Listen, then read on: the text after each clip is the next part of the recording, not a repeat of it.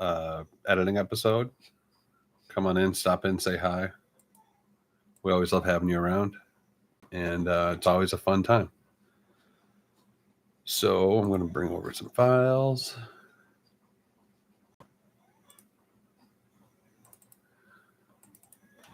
What's been going on today? We've had a tough couple of days with Miss Stacy, our sweetheart. She has not had energy and has not been eating. But today she turned around a little bit, ate a little bit more. And we're going to move all these files onto the hard drive.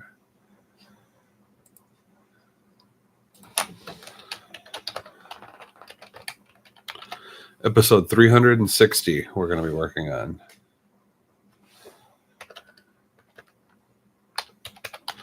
And that's 360 since I numbered them, not in total. All right, that should be coming over.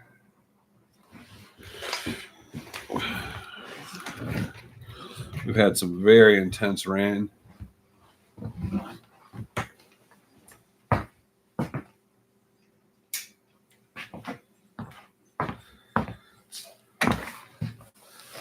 The past couple of days have been just crazy amounts of rain.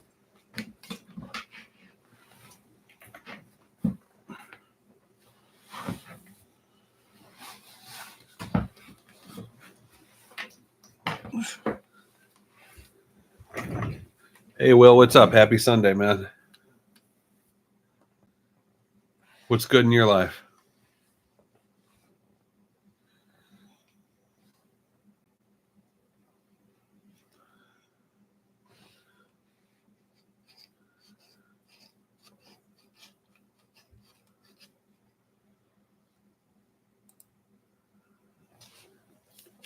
I was just talking to nobody about what's going on.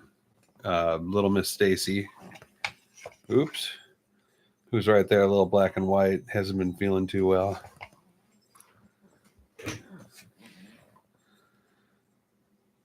Sleeping too much because it's winter mode. I hear that. We had such an intense rainstorm last night. I went outside today and it's like I need to mow the grass all of a sudden. Yeah, she's been pretty out of it, but she ate a little bit more today and I was able to get her medication into her.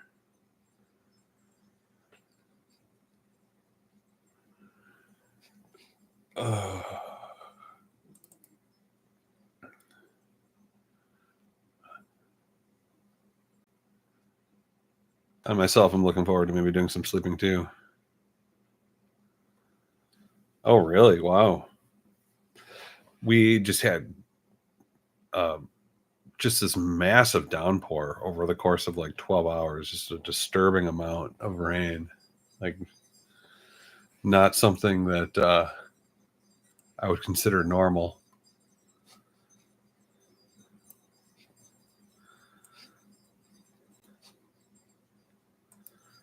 But it did, spring is definitely here. It made every tree bloom, little buds everywhere. I got flowers coming up.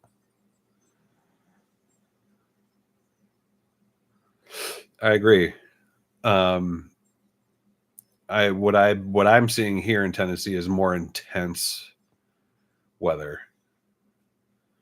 Like that storm we had I would have normally have seen it happening over the course of a couple of days, and this happened in 12 hours.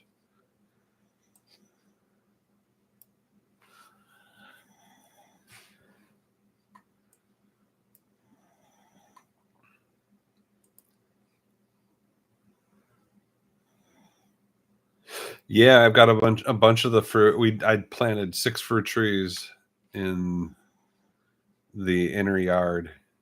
Plum, peach, pear. I think there's a cherry tree. I forgot all of the trees we have out there. And they're all blooming right now. They're all tiny, but yeah, it's looking forward to that. That's going to be a fun time. I've never really grown anything that produces sugar. Well, like sweet sugar. Things I can make pies with. Let's put it that way.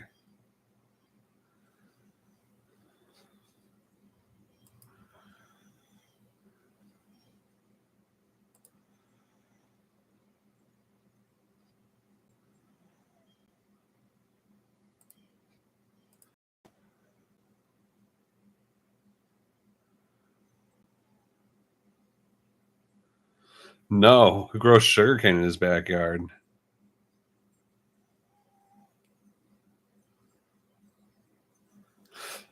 Oh, you may have ornamental trees, possibly. Ornamental fruit trees. Like I've got a bunch of ornamental pear trees, and I just don't understand why they even exist. But people seem to love ornamental pear in Tennessee. Who's the guy that grows sugarcane in his backyard? That sounds hilarious.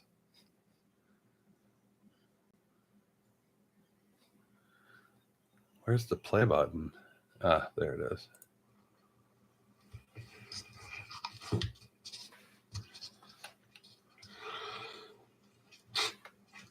Hey everybody, welcome. Ooh. Dog and cat adventure.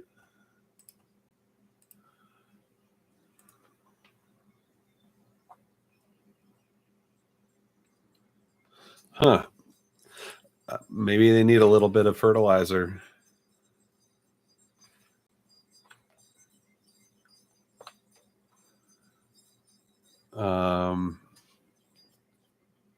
I don't know. Fruit trees seem to do really well down here, but of course, you're Ontario. Did you mention, or am I getting that wrong? Or sorry, where were you? Where are you located? What's your growing zone anyway?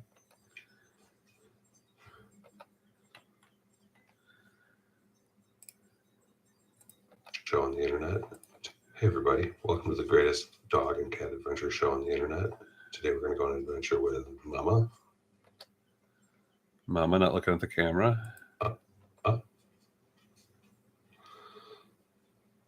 Hey everybody. Take 3.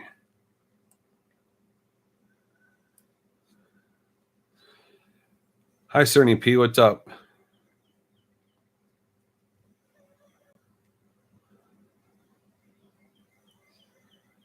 Are you new to the channel or new to the chat? Or am I not remembering you? Southeast, not so far north. Okay. What growing zone are you in? Hey everybody, welcome to the Happy Old Dog and Cat Farm, the greatest dog and cat adventure show on the internet. Today we're going to go on an adventure with Mama. Well, welcome aboard, Cerny. What part of the world are you joining us from?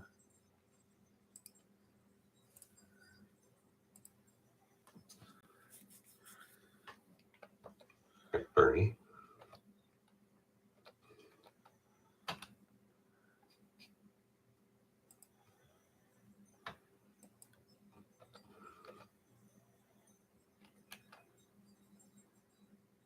You're in 7. Yeah, I think I'm in 7B. Estonia. Wow. Fantastic. I love it. How's life in Estonia? What's the city in Estonia that's supposed to be like amazing to live in? I'm looking on the map here.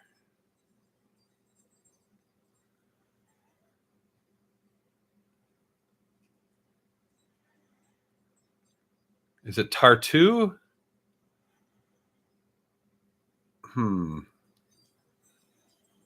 Maybe it's the capital, Tallinn. I'm not sure. I feel like I was reading about how there's some really cool city.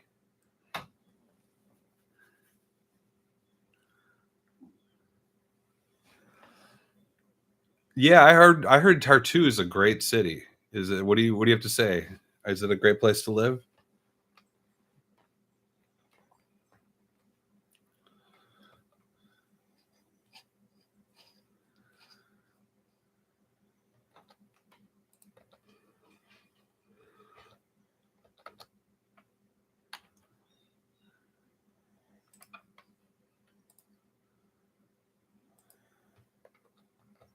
Popping Marie on camera.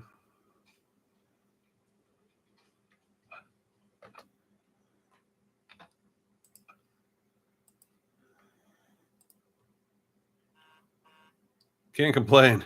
Okay, good enough. Is life Tallinn's the place, the tourist destination? I assume that's the capital. Not being very on camera.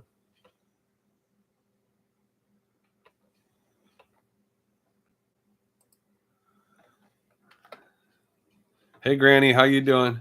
Miss Stacy. We have a new friend here, Cerny P from Tartu, Estonia.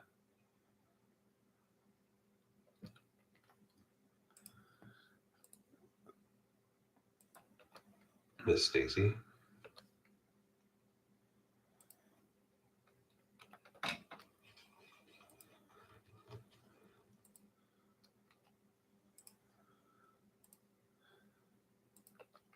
And Safira. Thanks for joining.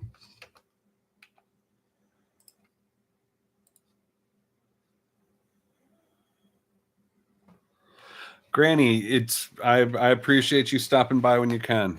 That goes for everyone. We can't take a dog and cat channel too seriously on the internet.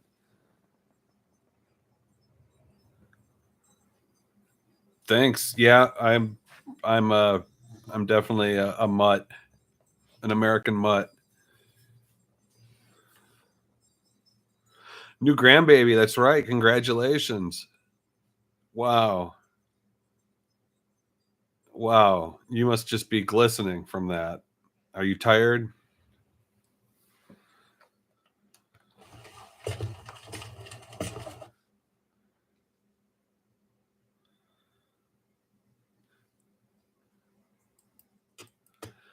Can we ask the name of your new grandbaby?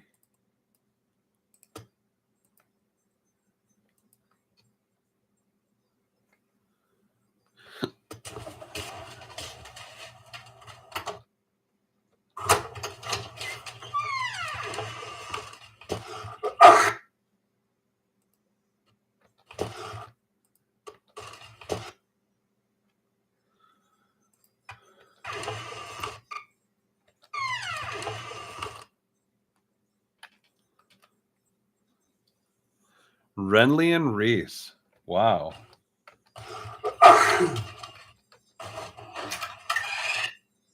So it'd be like Ren for short.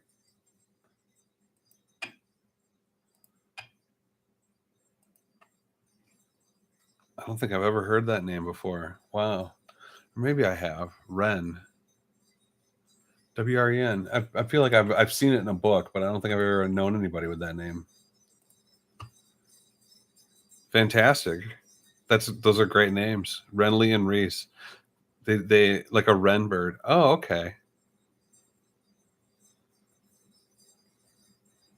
Oh, thanks, Cerny. I mean, this is a dog and cat channel. This is an old dog and cat channel too. We're focusing on just senior animals that have been more or less forgotten about, and we're trying to give them a nice little life on the farm. Thanks, Granny. I appreciate that.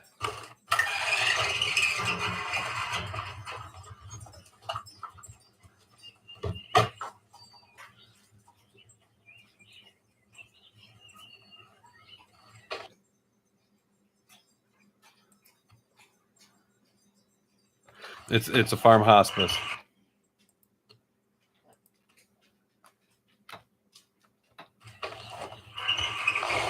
Yeah.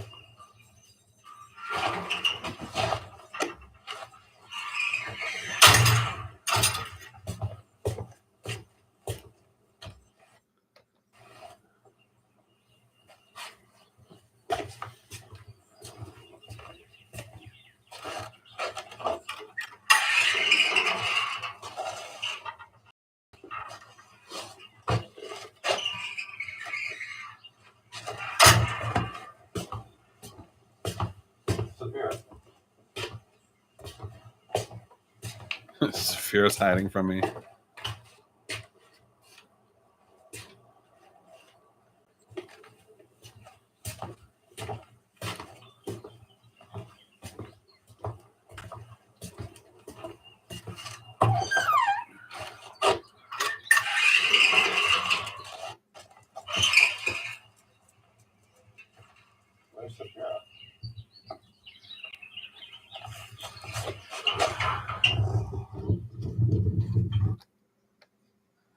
Saphira.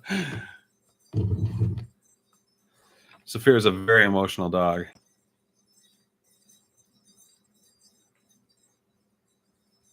Whoa, Cerny, man.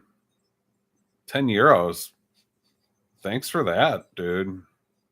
This is really nice of you. Can I give that love?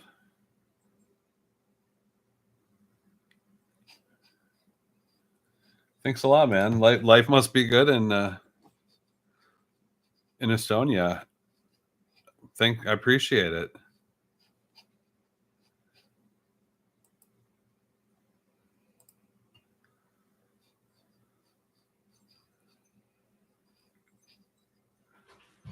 I just try to just create community here. At this point, I realize like it's not really something that's going to make me a ton of money doing this. So I appreciate the love though all the time. Thanks a ton. That was awesome of you.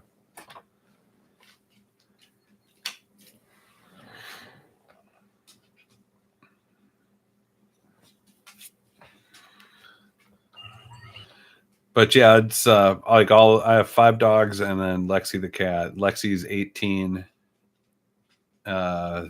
this August, and all the other dogs average about the age of 15, and a lot of them are in the last steps of their life.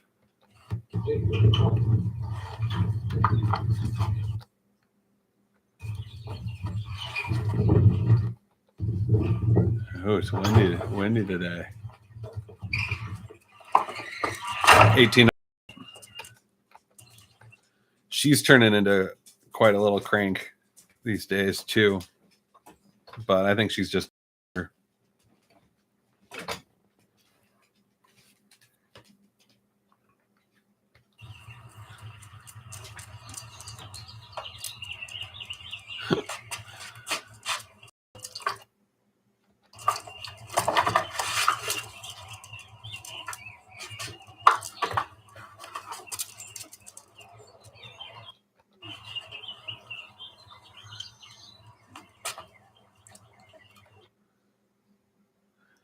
Saphira. She's such a beautiful dog. I mean, they're all beautiful. Gosh, she's striking.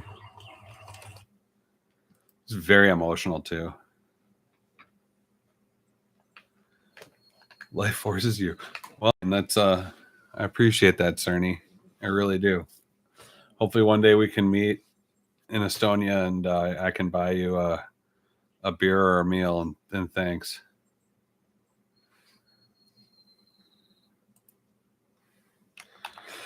Granny Stacy isn't feeling too well these days. She was not eating and mega low on energy.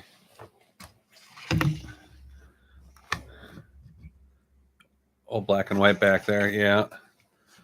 She's she seems to be eating again, and I was able to get an omeprazole down her, so hopefully it's just a stomach issue. Yeah, I think I mean, she's on her chemo, and honestly, out of all the dogs, she's probably on 10 medications now, probably like 7 or 8 medications. So there's no telling. I just got to keep an eye on her. And I'm hoping that she's just gobbling down chicken. So that, or she's just being finicky about her food, but she's definitely weak right now. Oh, I should save this.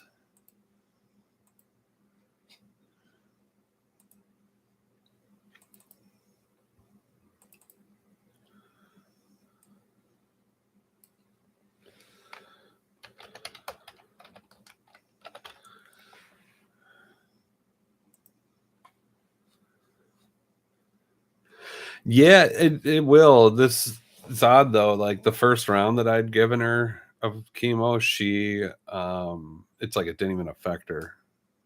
Didn't slow her down for 1 second. So it's a shame.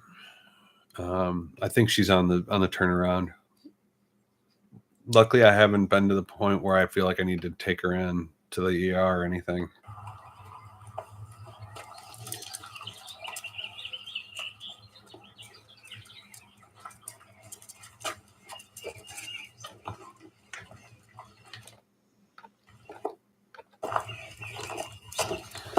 Here, I'll do this so it doesn't look like I'm looking away from everyone.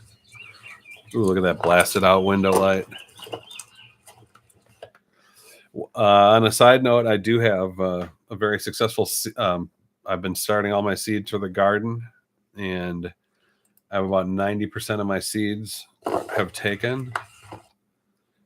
So it's nice to actually be able to figure out how to plant a seed and not have it die. And little did I know the trick is just to leave them alone and not overwater them. I've got a number of different. Sorry, let me try to position this correctly, or better, I should say. I've got a number of hot peppers. Probably about 9 or 10 hot peppers, a bunch of different heirloom tomato varieties, and parsley, flat leaf parsley. What else? Eggplant, Brussels sprouts.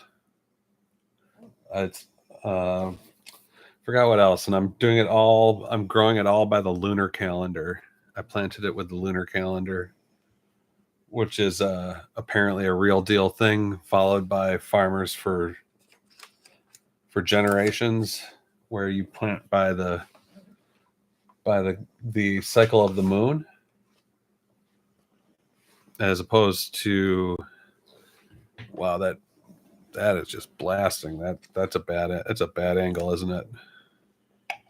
Sorry, I'm just gonna go right back to here. You plant by the lunar calendars instead of the solar calendar, and the other thing too is like you have to be careful in my zone, because we will get frost as late as April 15th. Yeah, the almanac. I took it right off almanac.org, the schedule, and they tell you when to plant it, and they give you like a 10-day window. And I got to tell you, I'm very happy with what I've been achieving. Yeah, let me see if I can find my paperwork on it. I think it's right here. Yeah. The planting calendar. If you go to almanac.com and you enter in your zip code, it'll give you a full planting calendar. So like parsley, I planted that between February 6th and 12th. And it even gives you dates for starting to seed outdoors, which is April 27th. And April 25th is when I should be last date to plant. So I should be planting that parsley anywhere between March 21st and April 25th. And it'll probably be more like April 15th. Yeah, apparently the moon, I assume it's just water ground tables, like mimicking water ground tables, and the pull of the moon somehow like just brings the water up.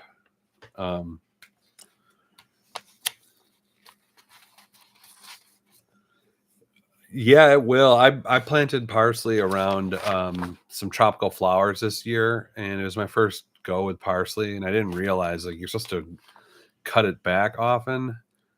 And if you can get it in a row between some taller plants, that stuff will grow like mad, even in sunny subtropical environments.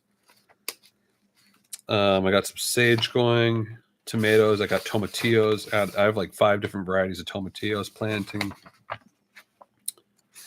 Cabbage, bell peppers, eggplants, and then I got banana peppers, habaneros, serranos. I'm doing Carolina Reapers and cayenne and poblano, and also jalapeno. Oh, and did I say serrano? Yeah, I said serrano. And that's all I really got for now. As in that respect, it's only my second year of being serious about it, but I feel like I'm doing really, really well. And we have this insane rainstorm here in the past day and a half, and a lot of the flowers are coming up all of a sudden. The wild sage is insane everywhere right now. I feel like I have to get my mower deck fixed up and do some welding. Because man, everything grew like 3 inches overnight. I'm not kidding. The grass is just going to explode here anytime soon. Paula, did you just send me money on PayPal?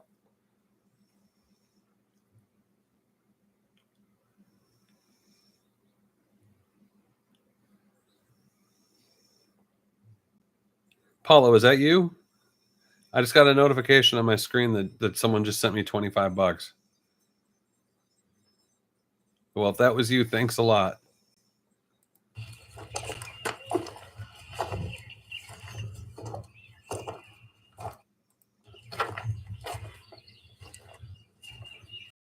I appreciate you, Granny Paula. You're the best.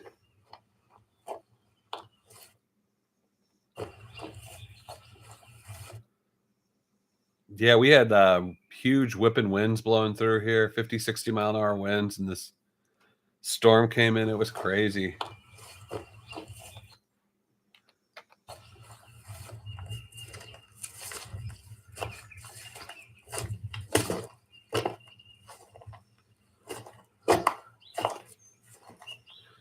I appreciate you, Granny. Thank you.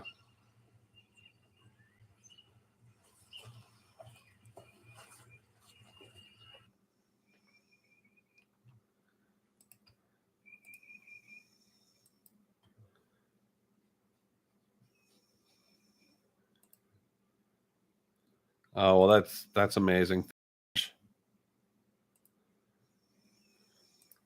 Can I love a comment?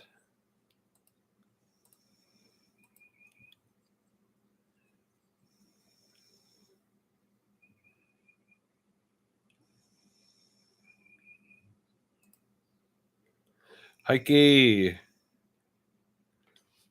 thank you very much. Thank you, thank you. You guys are great. I love the small little community we have here.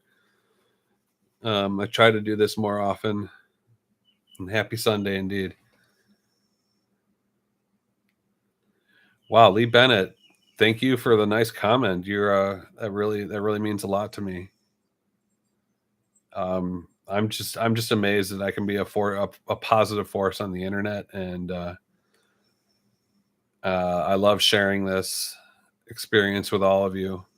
It was a way of having my initial pack of dogs that all died off in about a year and a half and turning it into something positive and trying to help more animals.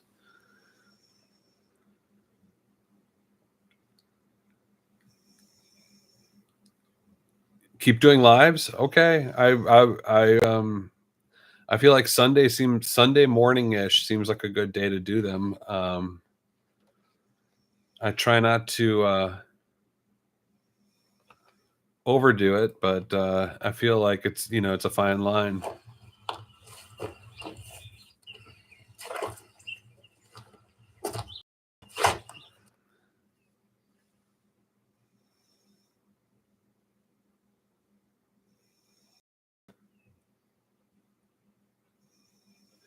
Yeah, I hear that. I hear that. Um,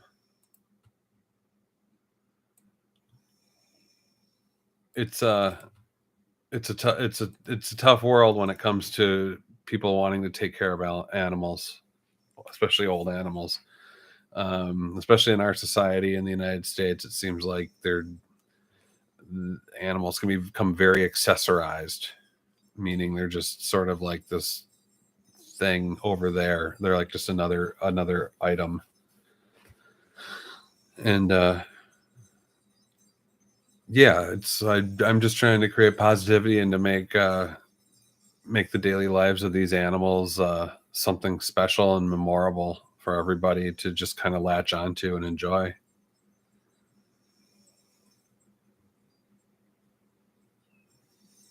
Well, thank you. If you want, we can do a little check-in on the hospice.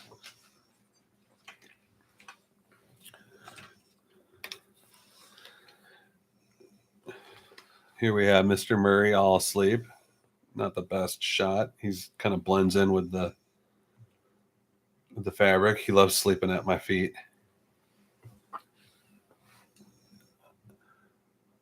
There's Mama laying out with her belly all exposed and gorgeous.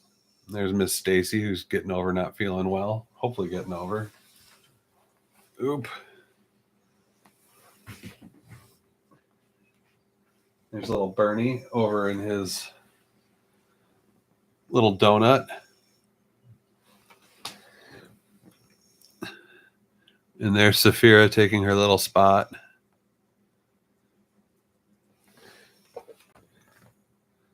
Yeah, there's Murray. They usually zonk out pretty hard after their morning walk.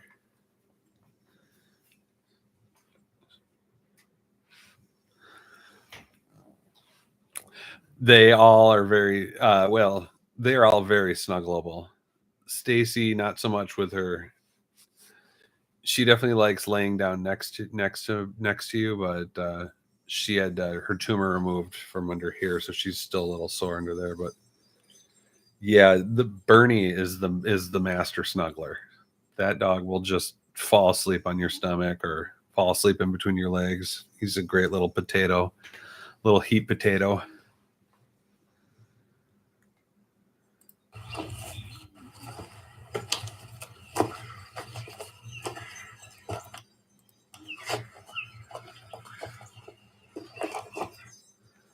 Ugh, that was some crazy stuff there.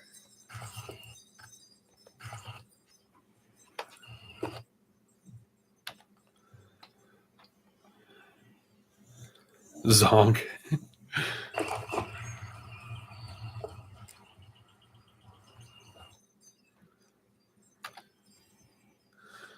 And at the same time, I wish I could have more dogs, but there's only a limit. There's a limit. You can only do so many in a small farmhouse.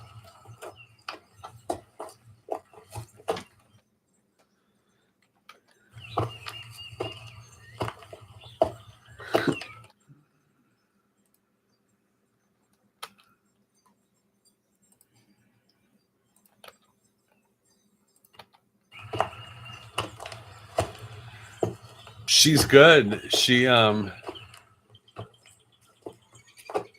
Mary's my wife. If anybody doesn't know who Mary is. Cerny, we have 5 dogs out here and 1 cat at the moment, and Mary wants to get a couple of birds. And we may end up getting chickens instead, but there's these like parakeets that she just fell in love with. Mary's good. She's changing where she works. I think she's at HCA right now, and it's just a meat grinder. She's doing 2 people's works. Parakeets, green parakeets. How did you know that?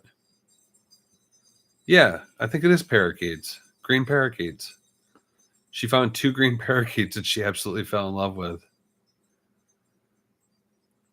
Good guess, Lee. But yeah, Mary has been offered a different job doing the same thing, but just for Vanderbilt, and she's excited to go over there now. She went over there, and it's just I hope she's happier. She comes home just exhausted.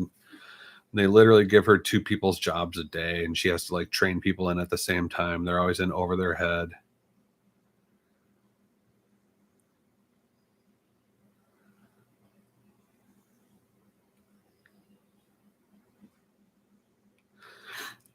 And do you recommend? Oh, wild ones! Wow, wild parakeets in the UK. Fascinating.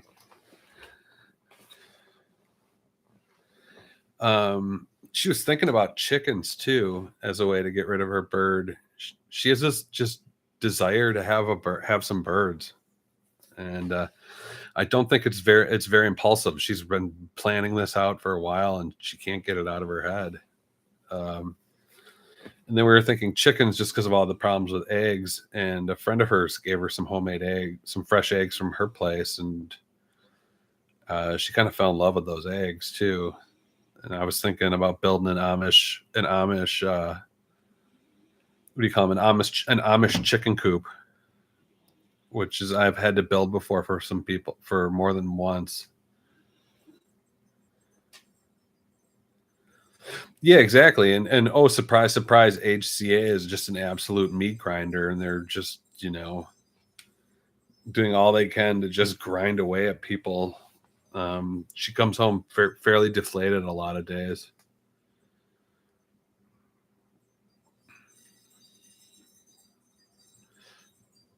So Lee, let me ask you, green parakeets or chickens or both?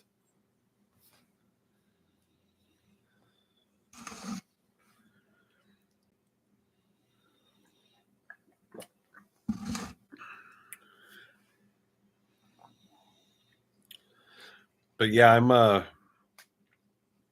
me see if I can find it. I think if we do an Amish chicken coop, it might be oh,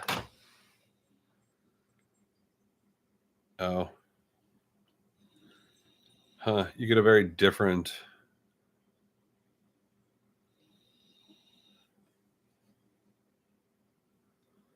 When I type in Amish chicken coop, you get a very different. There we go. Wow, they're only $250 on Amazon. $3.99 on.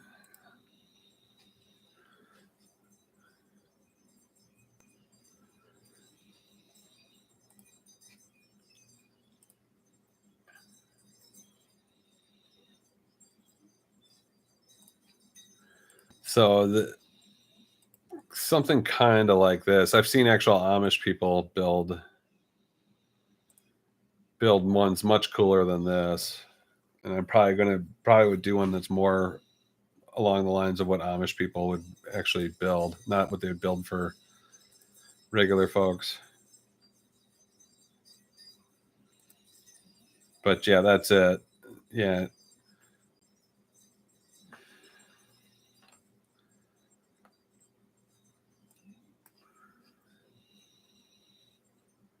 Sorry, everybody. This is just sort of a mess.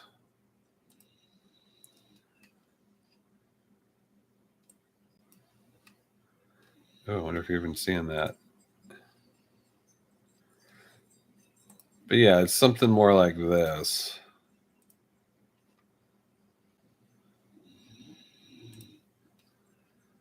And then you can move it around, and then then the chickens have like a fresh area to peck away at and eat up, and you just move it a couple times a day, or a couple times every couple of days. And then, oh, it's black.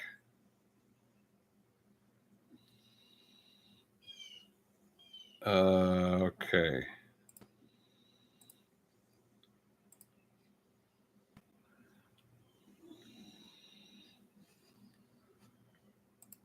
How's that? Okay. So yeah, movable Amish chicken coop is just sort of. Oh, I see why. On wheels, kind of like that, and you can move it around and give them.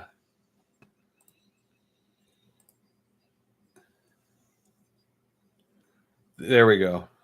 I've seen them built a lot taller and cooler, or they're literally ready for like 50 chickens. Um, I don't think I need to do something that intense, but I've seen them built. I've seen actual pictures of that Amish people have built, and they're just basically, 10, 12 feet tall. They're trying not to make them so much look like a cabin. And yeah, you just move it around every couple of days, and then they just peck away and eat at the grass and the bugs, and then you move it another 10 feet or so. And that's something we'd probably try to do.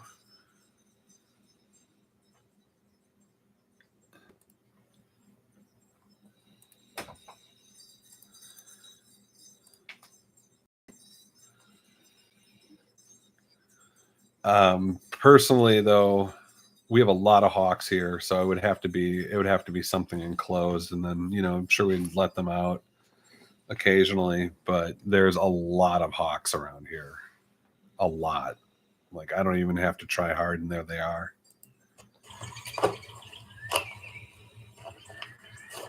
Wow, 4 dogs in one shot.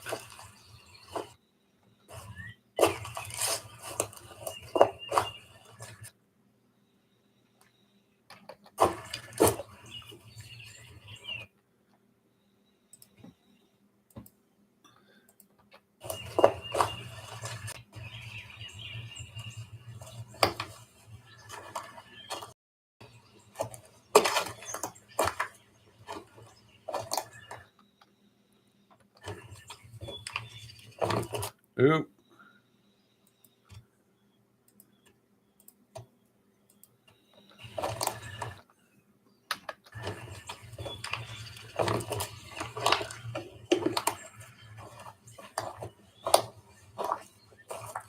Oh, there's Wild Murray.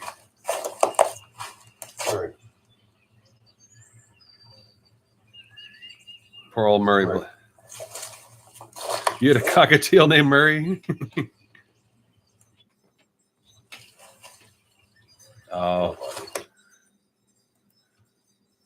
Was he as confused as my Murray?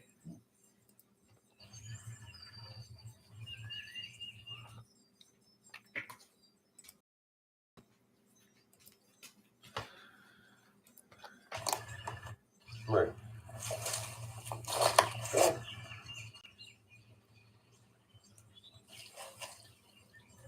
Oh, buddy. Come on. Yeah, go right through the blueberry patch.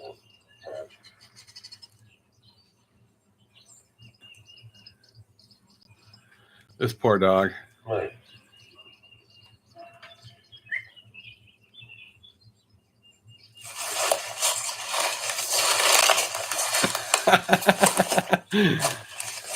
Your cockatiel started laying eggs at 7 years old. Well, you're no ornithologist, right?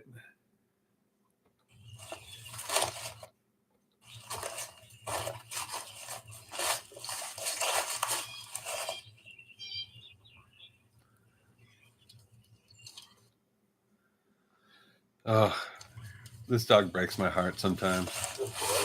He's such a sweetheart. Poor thing's so confused.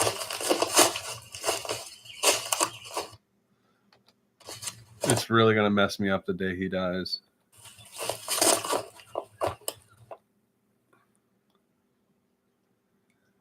Because it's like after having Bruce, my big black lab, die from dementia, to then have this guy, to then adopt Murray with dementia. It's just a totally different form of dementia. It's just, it's heartwarming, and it's almost, it's Bruce was just kind of sad because he's just such a big silent dog, and you just sort of slowly lost him, lose his faculties, and it was just kind of heartbreaking. And then Murray's just more of like a goofy dog, and he's just a funny guy. You could tell before the dementia he was a funny, hilarious dog that liked to have fun, and he still has that part of his personality. And at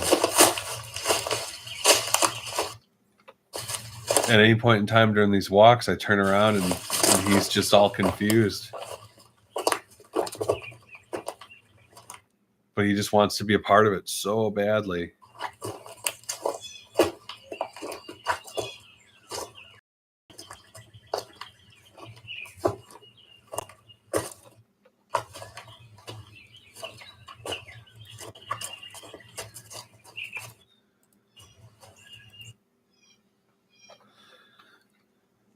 I wish I had a camera that could track dog faces. Murray, I'm not sure. He is. Someone told me once what he was, and it made sense. Schnauzer. I don't know.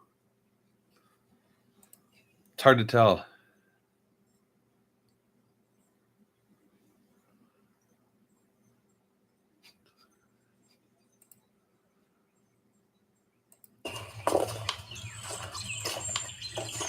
I mean, as far as I can tell, all these dogs except for Saphira are mutts.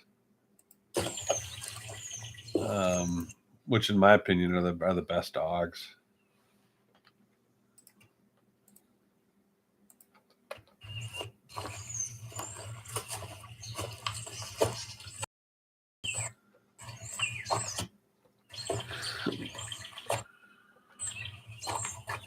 Come on, hold the camera straight, old man. Wow, look at him. Mutts are great.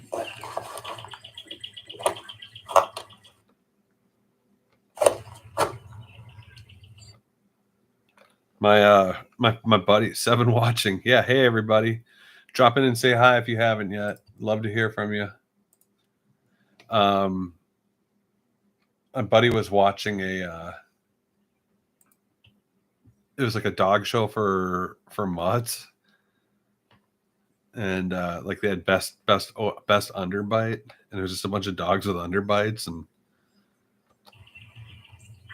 I don't know. Maybe we should watch that sometime instead of doing an episode at it.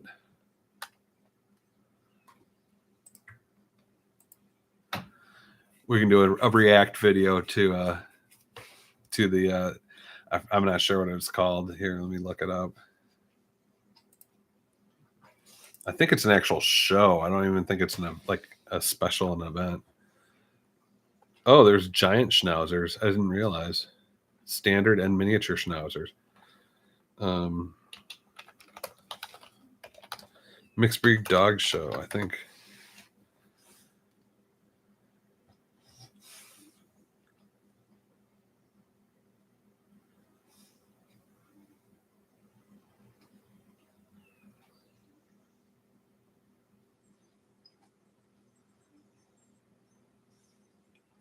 Westminster does. AKC the American Kennel Club, Canine Partners does.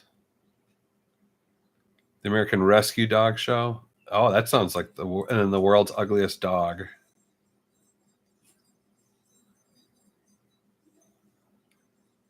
And then there's one called Scruffs, a prestigious dog show for purebred dogs that occurs. Oh, it's purebred though. Oh, Crufts is the prestigious one in the UK, and Scruffs is created for mixed breed dogs. And then there's Farm Dog of the Year. Wow.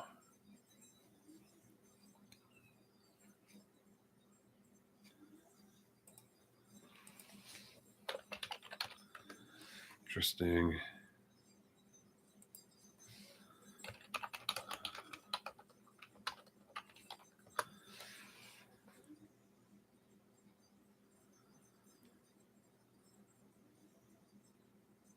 Oh, wow. Westminster does mixed breeds.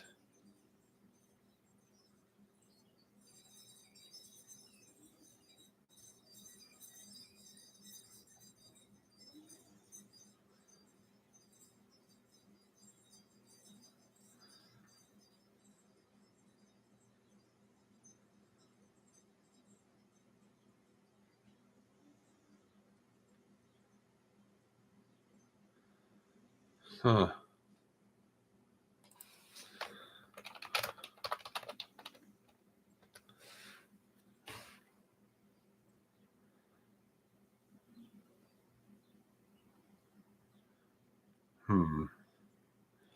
Oh, the American Rescue Dog Show. I think that's it.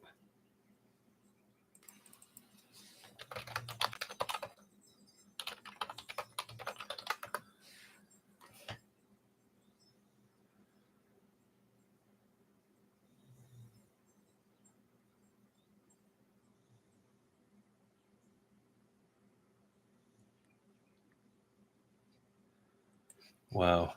We might need to check some of this out right now.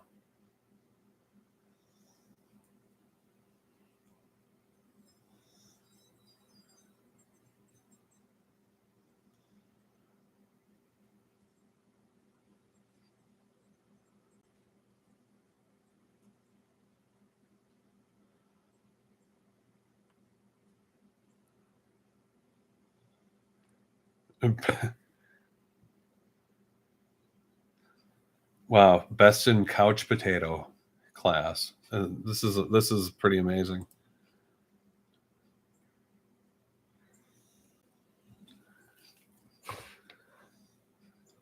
Yeah, let me see if we can find like a fun clip here to watch.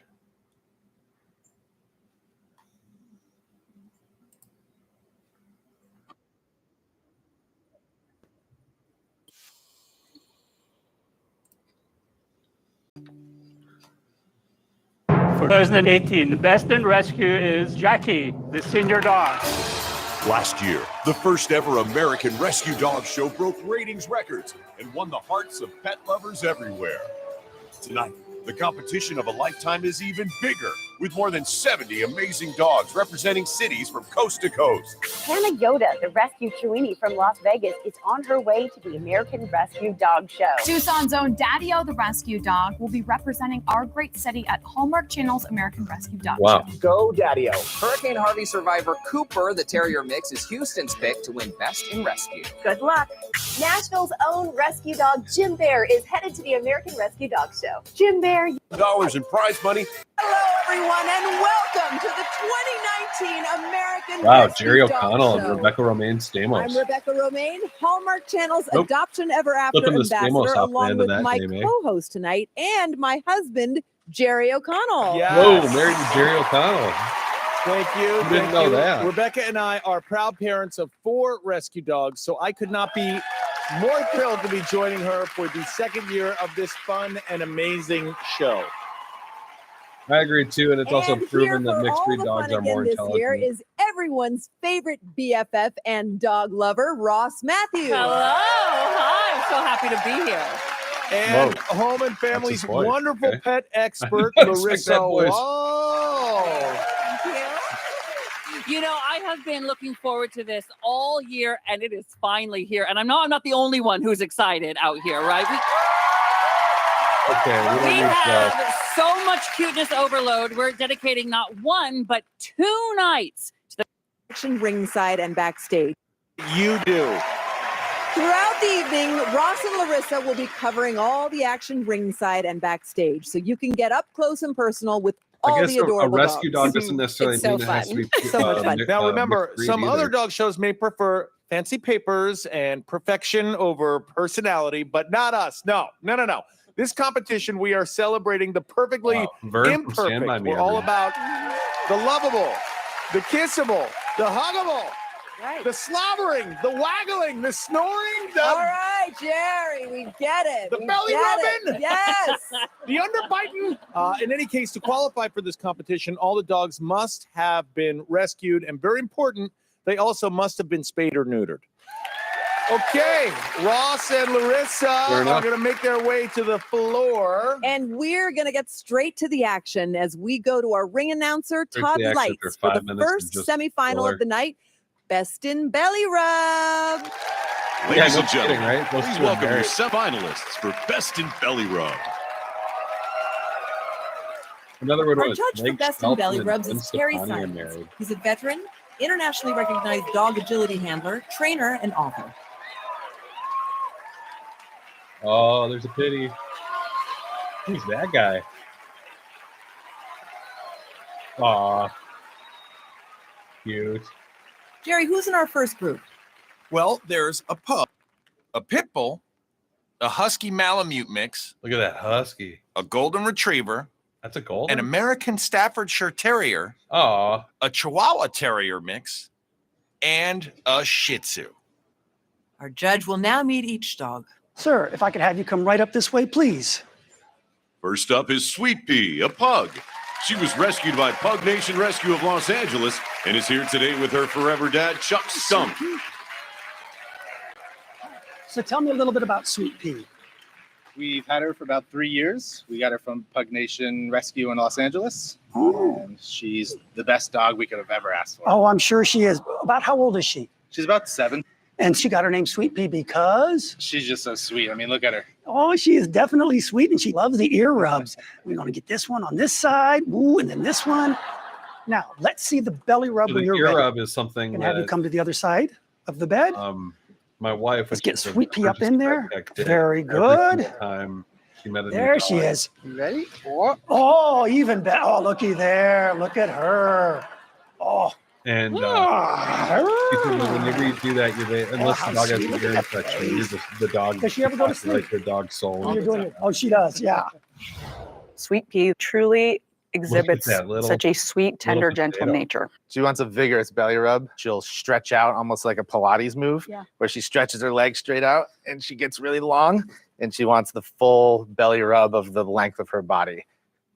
Thank you very much, Sweet Pea. This is Sweet Pea, the pug, number 32. Sweet Pea was once Miss February in a charity pug calendar. If I can have you come forward, please. This is Pirate, a pit bull, rescued by Ozzie and Friends Rescue with his forever mom, Asha Leo. Come here. Oh, wait, that's cheating. That's cheating. That's cheating. Yeah. Look, he's got a bow tie on. Well, he wanted to match you. Oh, very good job. Look at you. Oh, yeah, Papa. Oh. It looks like he snuffles. Does he snuffle a lot? Well, he's only 14 months old. Oh. So he still does the little puppy mouth. Yeah, that's fine. Look, he's fine. Calm down. Yeah. It's okay. It's not my tuxedo. It's okay. Pirate. It's a rental. Oh, Pirate. I love that name. Yeah, that's definitely everybody he meets is an opportunity for Pirate to get some attention because he loves belly rubs. I think that's it, really. Trust me, I spend a large part of the day rubbing my dog's belly. This is Pirate, the pit bull, number 66. Pirate loves belly rubs so much, his nickname is Rubbles. This is Banshee, a husky Malamute mix, rescued by Hollywood Huskies and adopted by Stephanie Riccio. It's okay. Hi, come on. Banshee, come here. Come on. Come on. Come on. I'll lay down with you. There we go. Look. This judge is starting. Now we do the belly rubs together. We do belly rubs together. Yay! Oh. Pirate is a good name for a dog. There we go. Good, look at you. There we go. Well, a typical belly rub session with Banshee. She will lay back halfway and the arms and legs will go up as if this is what is required. This is Banshee, the Husky Malamute mix, number 47. Wow, what a chunk. This is Bo, a golden retriever rescued by Animal Hope and Rescue, adopted by Kimberly Licht, and here today with her favorite sister, Jordan Licht. Very good girl. That's there. Go. Let's roll to that side. There we go. There we go. There. Oh, what a good little girl you are, Bo. There you are. Good girl. Bo likes any attention she can get at any time. She'll lay down in front of me sometimes just to get her belly rubbed, but it's really cute. You can rub her all day. She would just stay there. We're her family now, and we love her. This is Bo, golden retriever, number 24. Every morning, Bo goes room to room checking on everyone in the house. This is Ruby, an American Staffordshire Terrier, rescued by Wags and Walks, and her handler is her forever mom, Amy I had a Anderson. Staffordshire named Good Girl. Sweetest dog in the world. There we go. You're cheating already. Look at you. Ruby, hello. Yay. Absolute sweetheart. Let's go ahead and see that formal belly rub right over here. Going to bed? A formal belly rub. Hi. Oh. One leg off, one head off. Yes. When Ruby gets a belly rub, there's a full range of emotions. It just depends what mood she's in. You'll come in the door and then she'll just be like, oh my God, hi, nice to meet you. And she'll just like flop down on her belly. It's great. I love giving her belly rubs. What about you? Yeah, I don't get tired of giving her belly rubs. Ladies and gentlemen, this is Ruby, an American Staffordshire Terrier, number 3. That's a Staffordshire. Ruby was overweight when Amy first got her, but she lost 15 pounds from regular walks and a healthy diet. Our next competitor in Best in Belly Rubs is Oakley, a Chihuahua Terrier mix, saved by a purposeful rescue and adopted by Megan Landy. Look at the little bow on you. How cute are you? A Chihuahua? Sure. Oh my goodness, look at the tongue. Oh, we're cheating on the belly rubs too. Well, whenever you are ready, let's do that.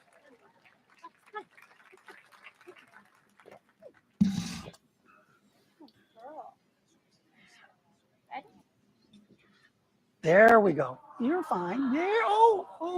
Oh. Staffordshires are weird because they just barely split off. You're so cozy in this bed. Look at you. I remember reading. Oh, your rose matches the bed. Whatever. It even matches my bow tie. They like split off the game so that they could compete. Oakley in the is a Westminster lover. Dog Show, She just wants attention from anyone. So anytime someone calls her over, she's instantly on her back, like waiting for her belly to be rubbed. Even though this is Oakley, the Chihuahua Terrier mix, number 50. That dog's my favorite. Our final competitor is Prince, a Shih Tzu, adopted from Ventura County Animal Services by Amber Urban. And let's go ahead. Oh, that didn't take any time. What dog doesn't love belly rubs?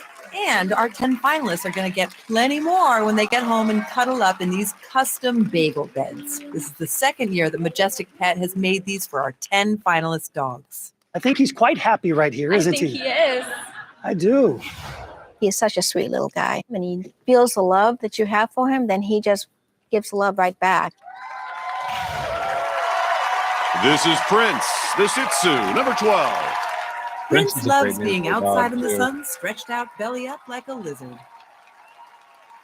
All these dogs are amazing. I don't know how the judges can pick one winner. I know, but to make the choice a little easier this year for all the dogs that don't advance to the finals, Hallmark Channel is donating $250 to each of their rescues. Oh, that's great. I can't stand the suspense. Who is the best in belly rubs? If I can have you come forward with Ruby. Right here for me, please. Okay.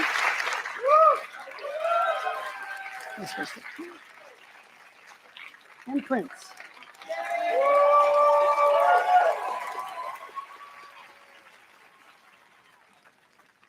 And the judge has picked his top 3. They are Prince, Ruby, and Oakley. The winner Oakley. for best in belly rub is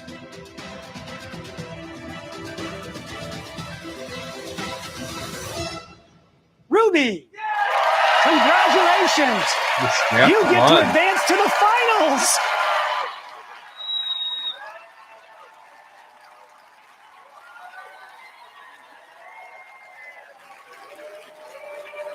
Get the belly rubs. Everybody get the belly. She must get 1,000 belly rubs a day. Amazing. What a great start to our competition. That was a lot of fun. So Ruby is our first finalist on the leaderboard tonight, and we have many more amazing dogs to meet. Larissa is... That is...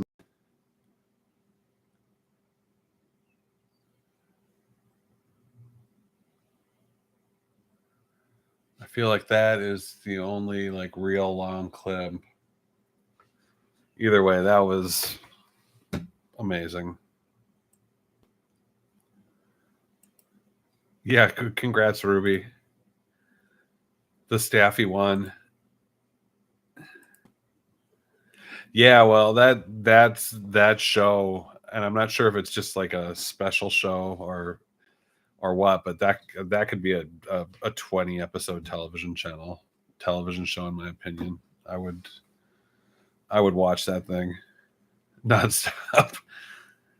I'm just so bad about watching television these days.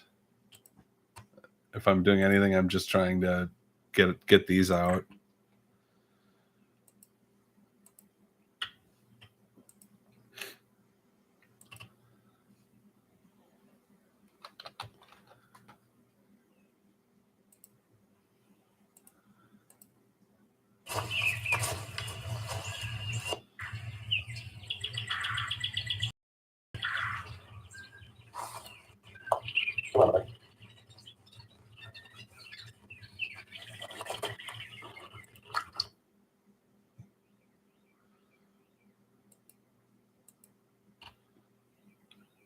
Ooh.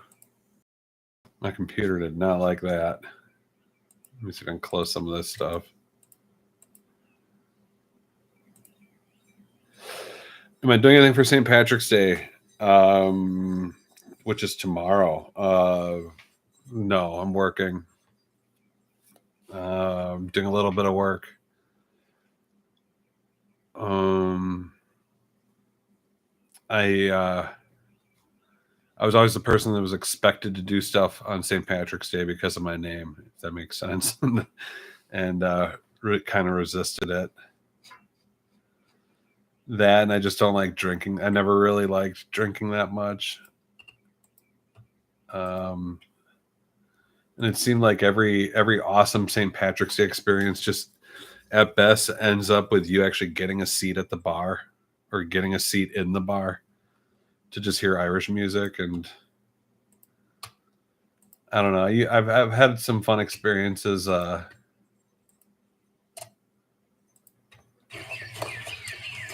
In parades and stuff like that, like marching in parades and stuff like that. And then the Irish thing in my family is a little too intense, if you know what I mean.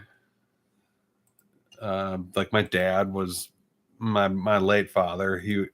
He actually was Irish Man of the Year for the state of Wisconsin, and you know that really helped humble his ego, if you could imagine that. Not.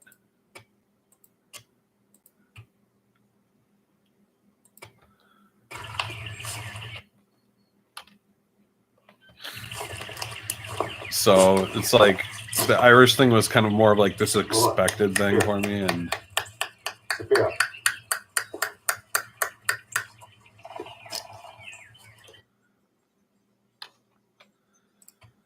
they always swarm Murray because they know he's going to lose his biscuit, and they always try to like hunt for his biscuit.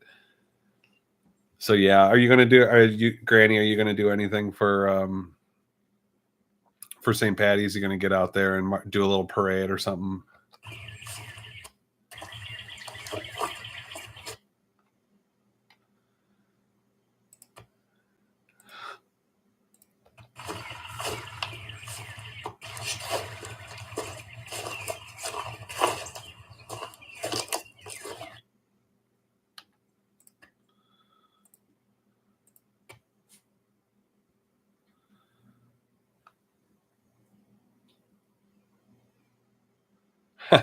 Alex Hanold, I know about him. Isn't he that free rock climber who's like sort of insane?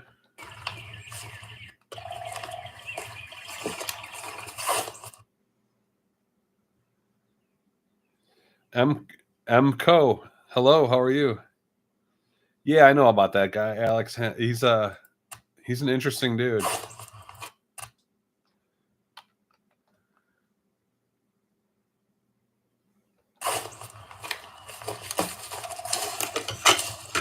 MCO, you're from China? Am I getting that right?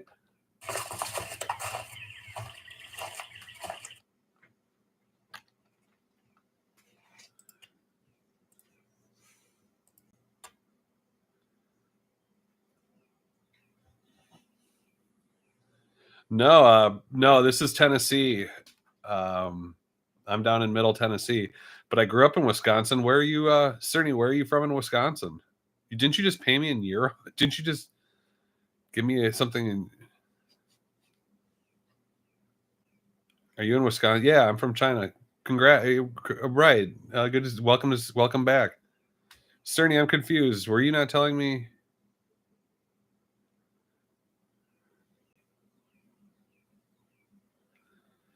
You're in Wisconsin, but you just paid me in euros?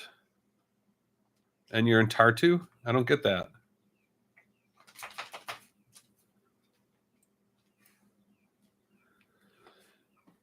MCO, how's China going? How it's evening over there now, I take it.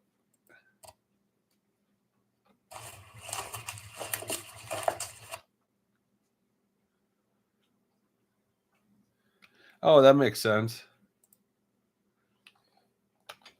Yeah, this area right now kind of looks like Wisconsin, but once the plants get growing, it does not look like Wisconsin.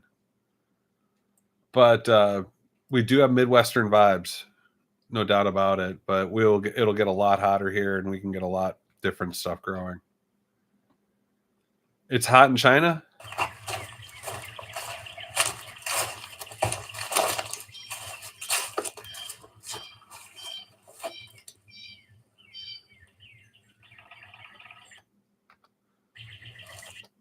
You hear all those woodpeckers?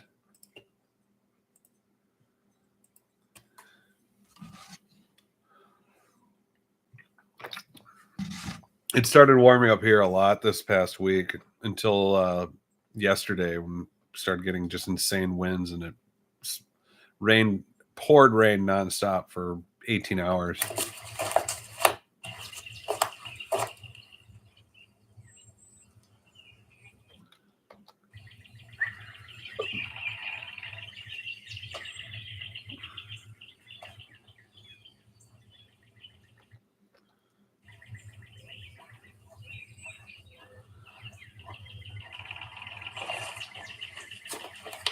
What a good boy.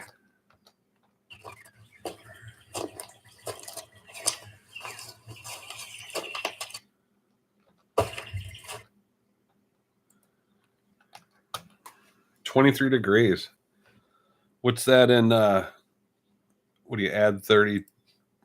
How many do you add to it to make?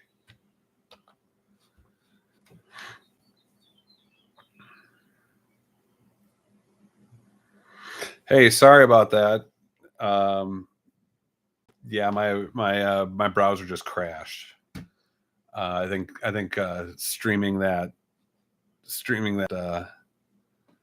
show at 1080p didn't my computer didn't like it. Sorry about that. So yeah, 23 degrees.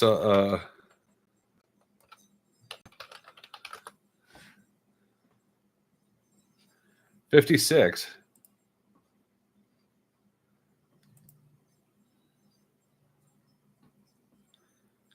Oh, so you add 50?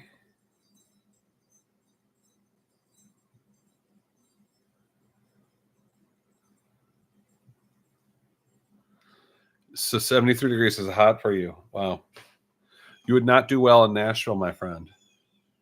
I had a friend in Bolivia. Once I told him how hot it was here, he couldn't believe it. He lives in a place where the weather's perfect. X by 3. Okay. Yeah, he lives in a place called Tarija, Bolivia, and like literally perfect weather. It's like 60 degrees, 60 to 70 degrees year round. And maybe gets down to like 50 for a couple weeks. And once I told him like, oh, it's regularly 90 degrees up here for weeks on end, he couldn't believe it. It's hot compared to last week, I bet.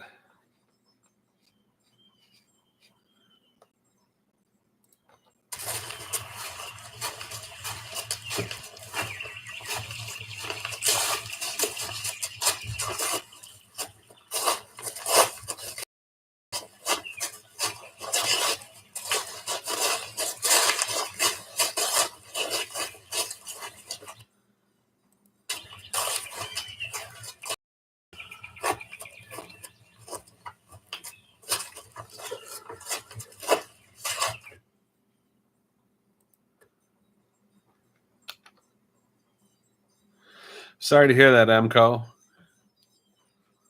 Hopefully things will cool off for you. Do you have an air conditioner?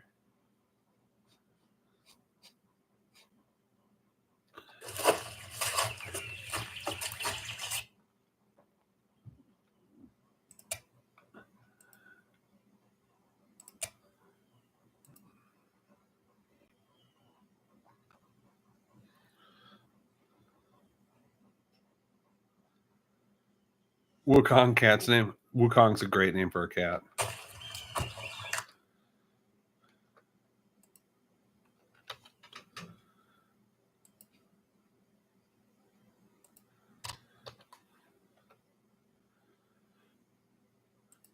So Emco, what's been going on in your life otherwise, other than warm weather?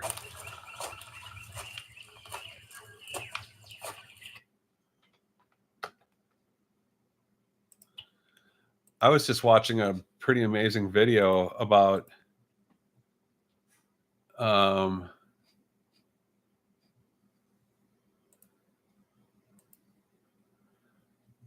in China about the city in China that's like it's like a miniature Paris.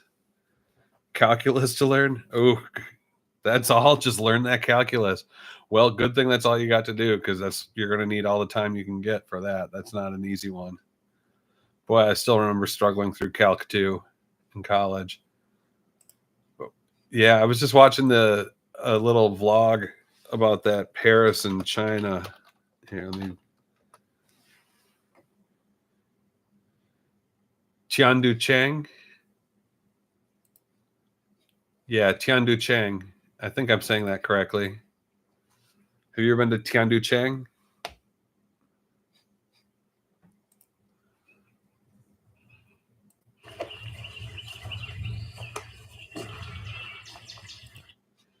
There's a city in China called Tiandu Cheng, Tianducheng, and they've recreated Paris.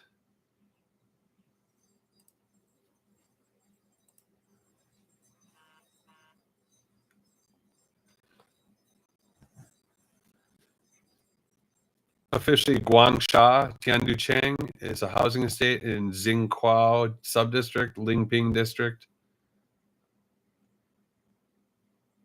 Construction began in 2007. It's got a replica of the Eiffel Tower.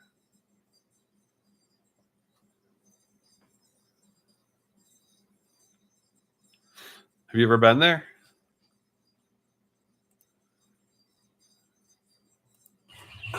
Hey, Sassy. Sassy, over here.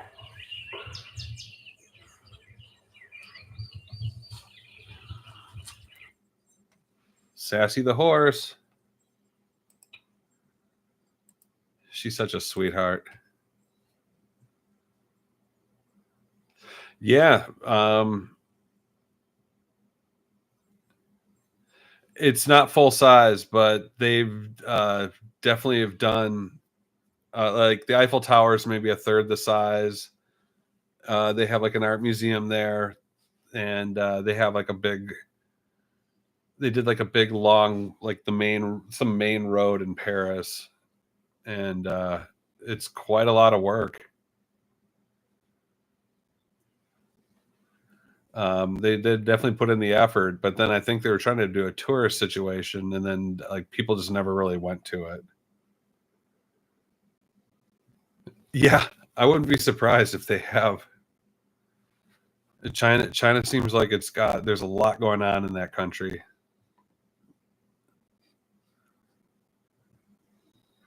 But yeah, the guy that was walking around Tiandu Cheng was pointing out that like a lot of it's falling into disrepair just because there's just not the money.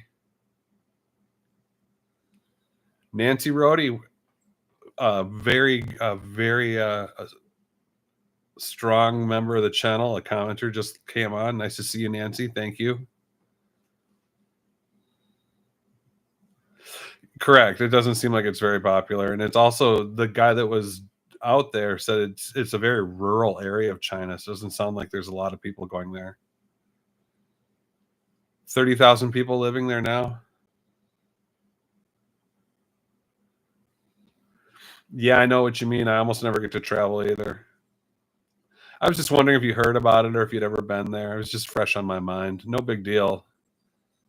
I know you got calculus to think about. That's more important. Nancy gives me daily comments that I love seeing from her. Nancy really, really brightens my day quite often. So welcome, Nancy. How are you?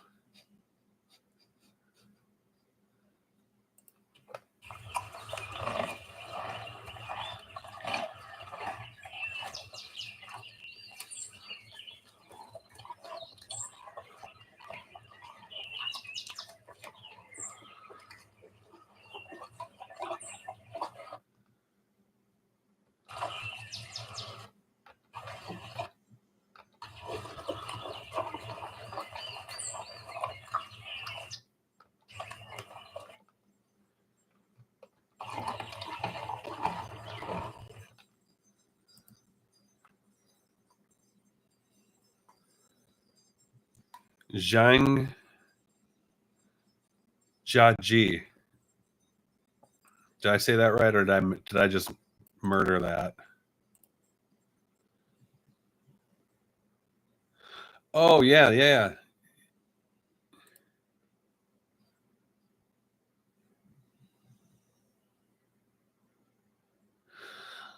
Okay. I just did a little image search. Those mountains are yeah, those mountains are iconic. Zhangjiaji.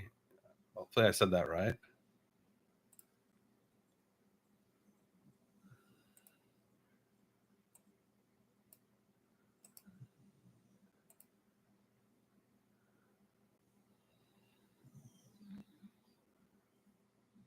That looks amazing.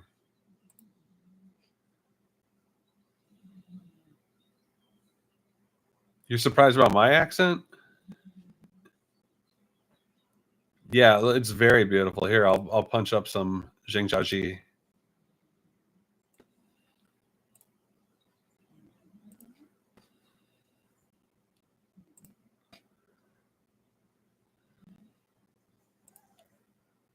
What is that? Is that a building built into that?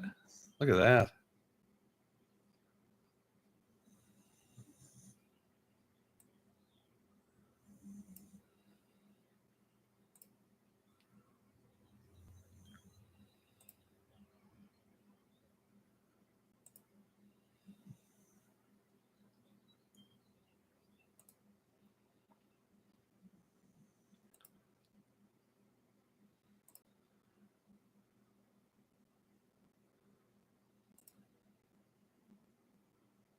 Wow, amazing place.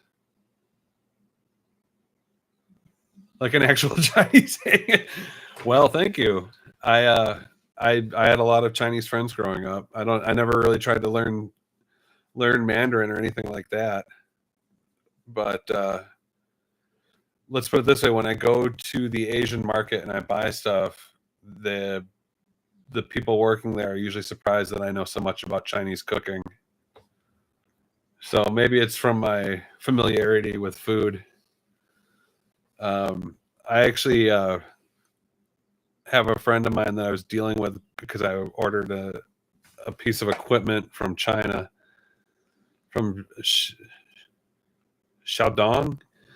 I probably said that horribly too, but I asked him if I should learn Mandarin, and he said to me, no, everyone's just going to learn English. Don't worry about it. so,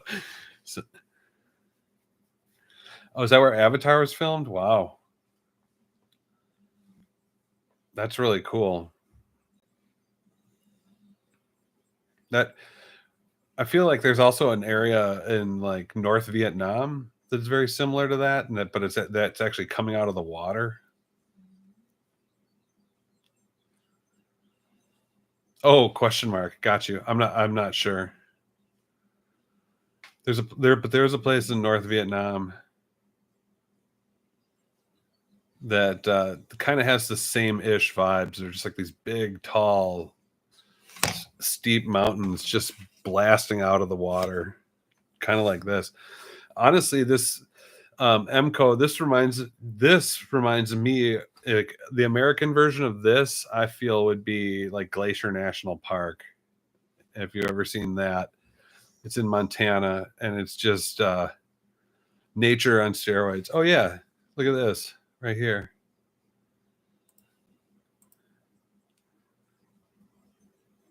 Avatar's new roles to promote China's Zhangjiaji National Park.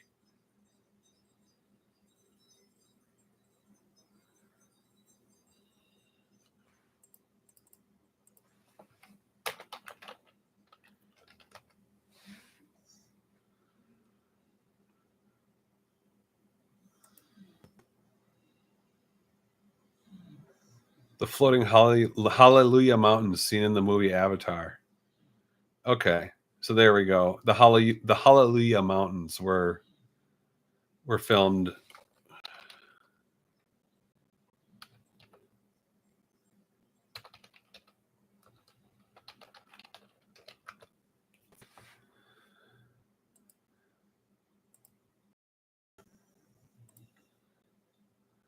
Oh, well, there you go.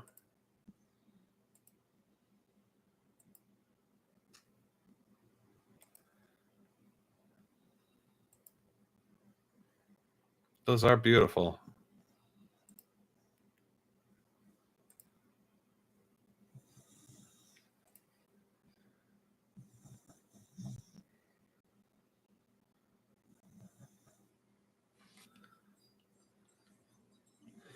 You never heard of the movie Avatar, Emco? It's okay. It wasn't that great, but it was a very well shot, beautiful, high budget movie.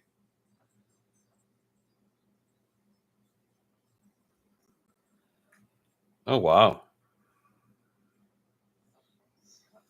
You went to Yellowstone? That's cool. Yeah, north of Yellowstone, probably a few hundred miles is Glacier National Park. That Glacier National Park is okay. You've seen Avatar, cool. Glacier National Park is, I think, our equivalent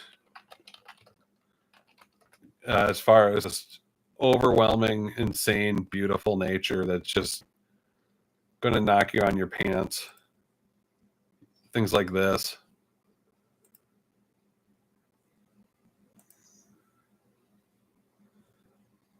Definitely not the same, but it's same as far as impact is concerned.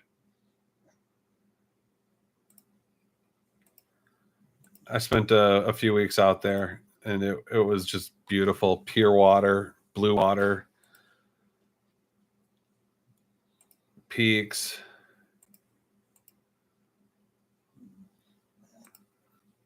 And just like an insurmountable scale. Everything was just gigantic.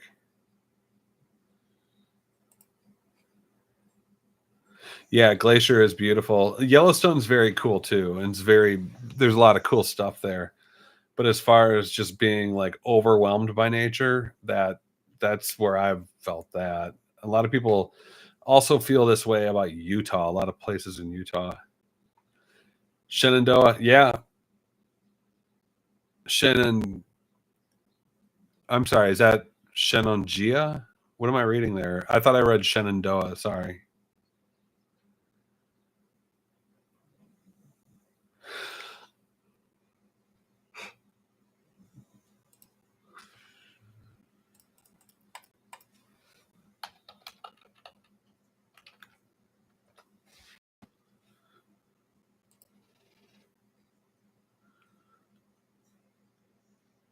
Wow, China's beautiful, man.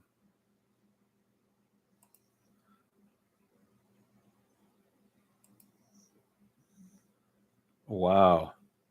This actually kind of reminds me of like Appalachia.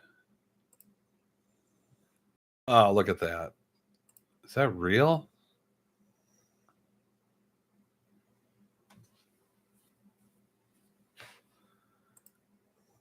Wow.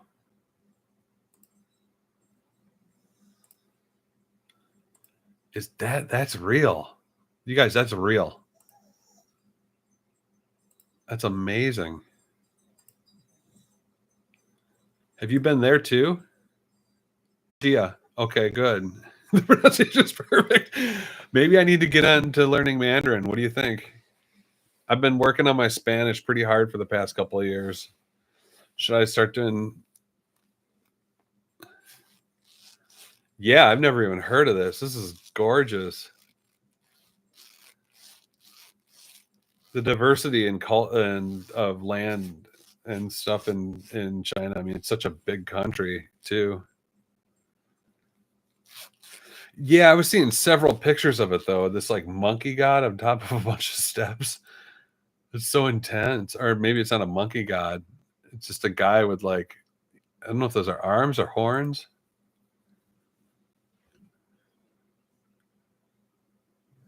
China's hidden gem. I agree.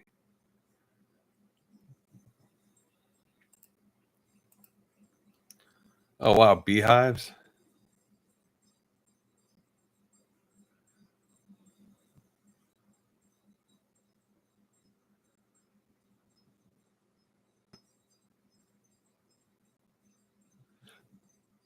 Is that where they make that psychedelic honey? Where like the beehives, the bees will make this honey that trips you out. Wow.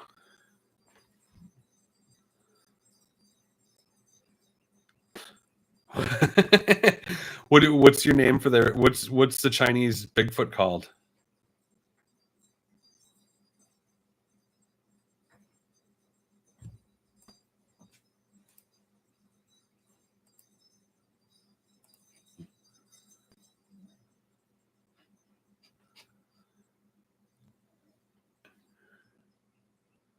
Urine. Oh wow. Wild man. Oh wow. You know, we just on the channel had some weird thing in the woods, and it actually freaked out Sassy the horse. Posted it up a couple days ago. I swear that was like, I've never heard anything like that out in these woods, and I think it was a Sasquatch. A lot of people think Tennessee's got Bigfoot.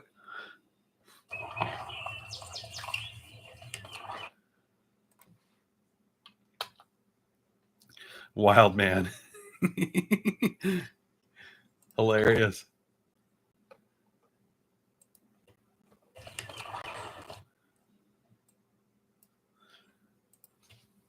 You know, we've got the family plan on Duolingo. I think I'm going to start putting in MCO. Do you think do I want to learn simplified Chinese or Mandarin or Mandarin? Like what's the difference? Is there a difference?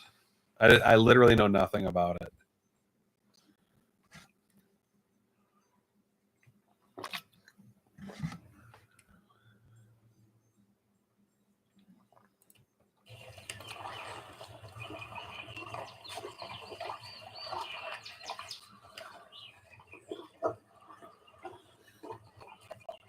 Simplified? Okay. Is it true that there's so many dialects of Chinese that you will literally go to one other side of the country and a native Mandarin speaker will not understand another like there are dialects that just don't even understand?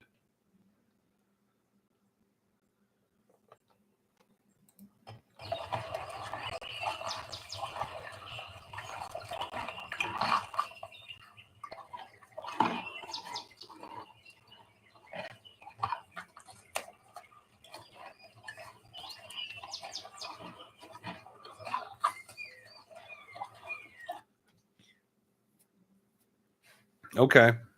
I'm gonna it doesn't cost me anything to add another language. I'm gonna give it a shot. You're a minority? What minority are you? Are you Uyghur?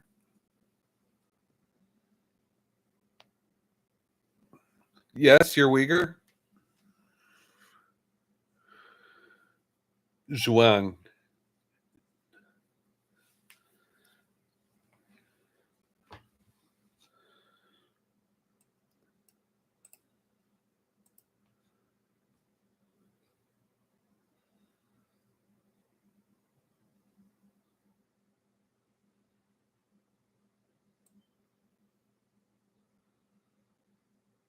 Huh.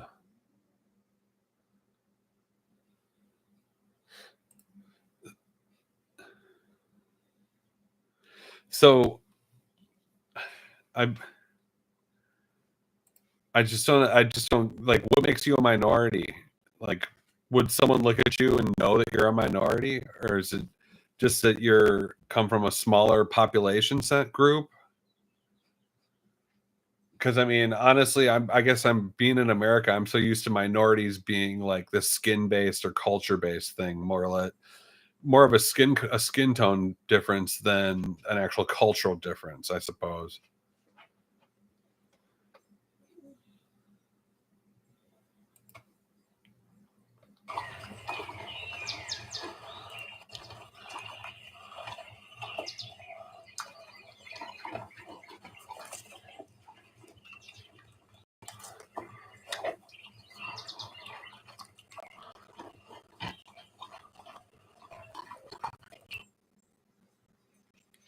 You can't really tell the difference. Okay. So it's just like, you'd be like, oh, you're from.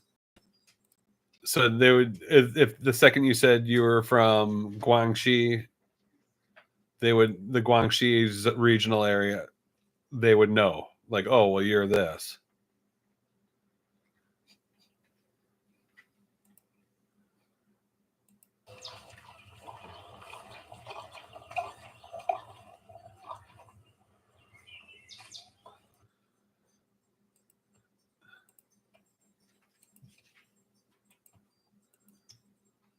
I love that horse.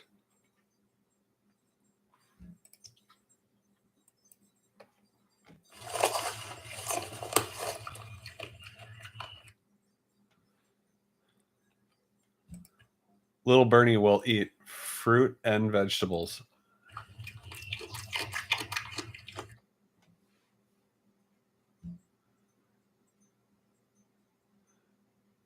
Okay. So, like, culturally, is there any sort of, like, I guess, is there any sort of prejudice that occurs culturally between Chinese groups of Chinese?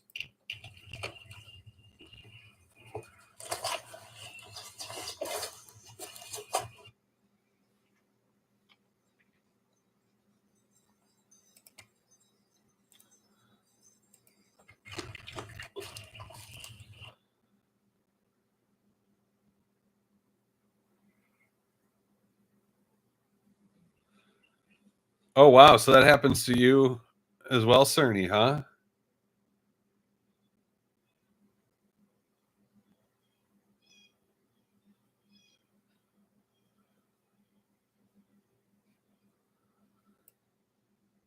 So, it's like, Cerny, what happens in your situation?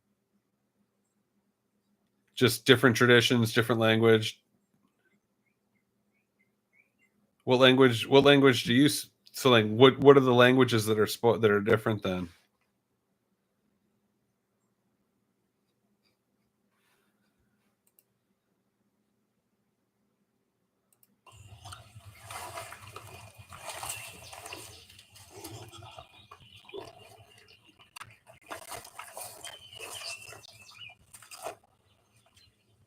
Beautiful dog.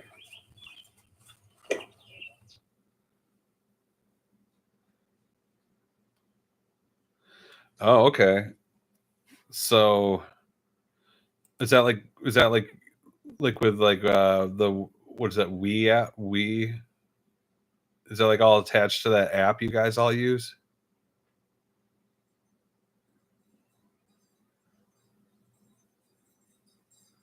What is the app? We app, or everyone uses to pay in China?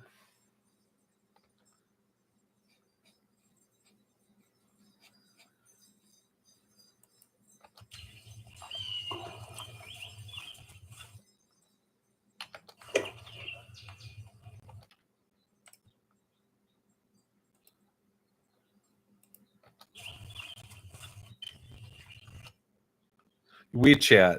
So is WeChat like a national ID in China, or is there an actual physical, like, card?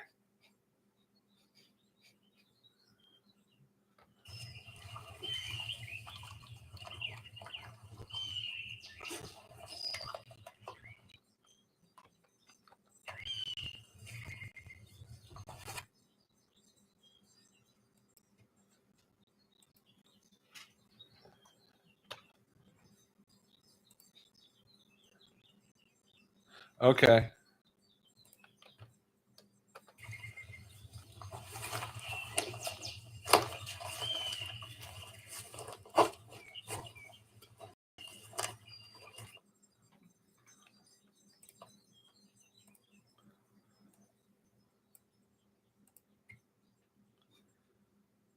Huh. Wow.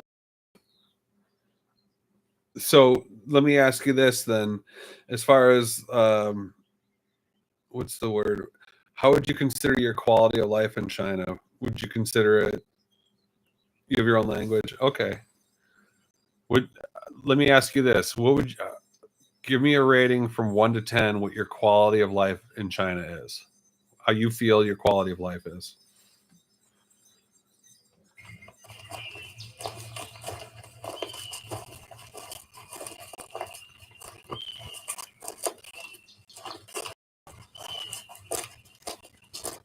$10. Wow, that's cool. That's very cool. I doubt too many Americans or United States people in the United States would say that. Do you think your friends and family would say the same thing? A 10?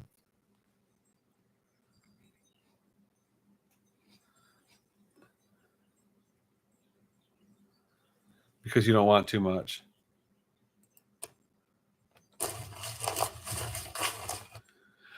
Sure, but I mean, quality of life would mean like, are your needs met? Do you have to struggle 60 hours a week to be able to eat and to pay for your rent and to pay for food, like stuff like that. Are your loved ones taken care of? If anything bad happens, is there some security involved in? No what? Sorry.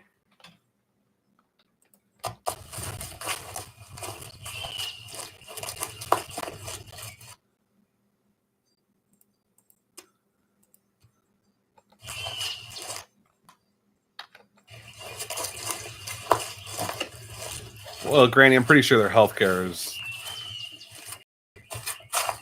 How is your healthcare there, MCO? Is it covered?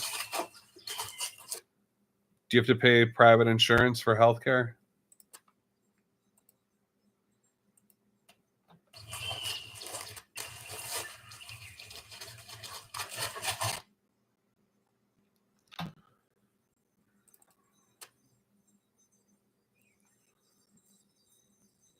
The healthcare in China and system in China is very good. Wow. Well, that is something Americans would not say at all. They would not. They would say the United States healthcare system is pathetic for the most part, or else they would at minimum say they are not happy with it. So I'd say that's a win right there. You have asthma. Here's one I hear often. How is air quality where you live?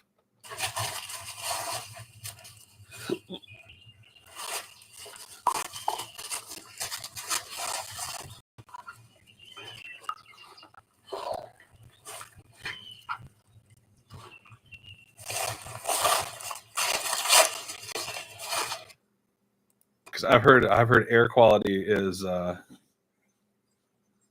expectations make a difference. Right, and I guess what I'm going with is the expectations of most people, like a pretty generic version, which would be like, I don't have to worry about my family losing their homes because someone got sick. Nannying. It's called the Green City. Like we can work and pay our rent. We work. We have plenty of time to enjoy each other, and we can eat. I'm not expecting like, oh, do you have like a gold Cadillac? Air quality is good. That's awesome. I've heard places like Beijing and etc. They do struggle with good air quality. But I don't know much. I've never been to China.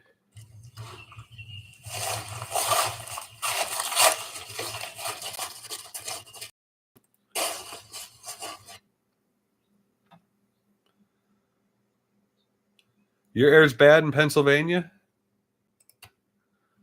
We have like Nashville has definite haze around it in the summertime. You can see it. But we also have politicians here that don't give a crap.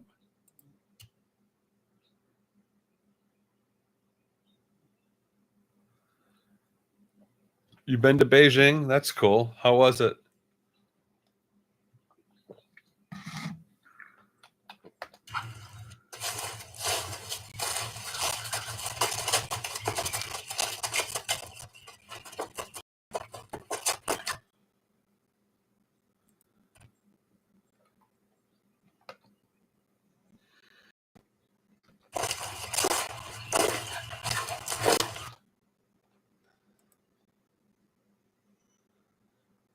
In Beijing, you can barely see 10 meters in front of you. Oof. That doesn't sound good.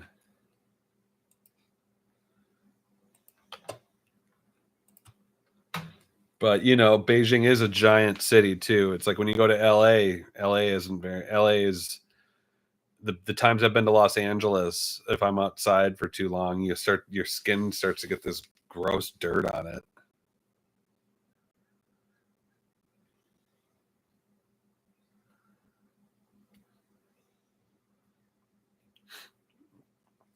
Right now here, egg prices at the Sprouts Market, 18 eggs were $10.99. And those are organic, cage-free eggs I saw. That I figured that's not too bad, even though egg prices is going up.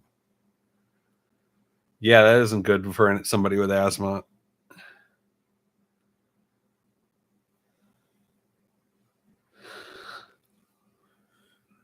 People are at the Costco. People are freaking out and like they're doing runs on eggs. Oh, okay. Well, it's good that the air quality picked up, got better. I mean, it's something you gotta have to like decide as a society, right?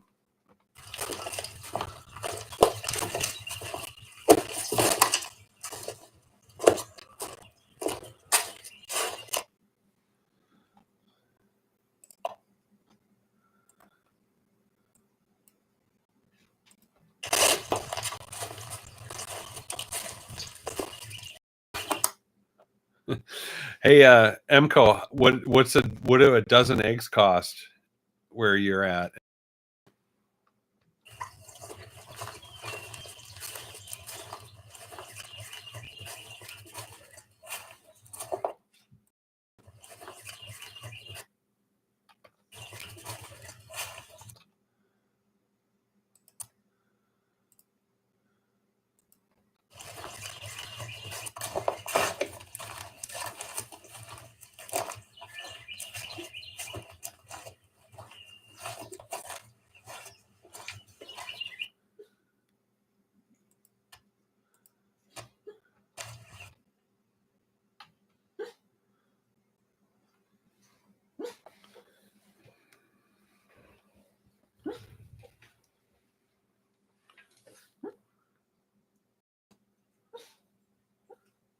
Someone's streaming.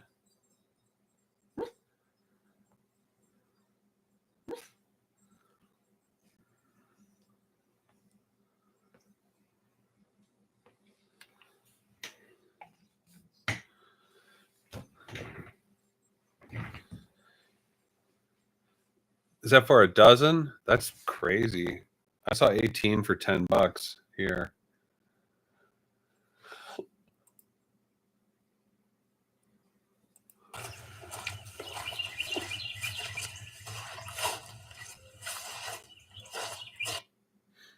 Right now, MCO, we've got a pretty bad situation with bird flu and then a run on the price of eggs, and then just inflation in general has really gone out of control. Pretty much ever since after the pandemic, the corporations just started price gouging people any way they could, and we had to deal with inflation and then shrinkflation, and then yeah, it's just caused the price of everything to go up.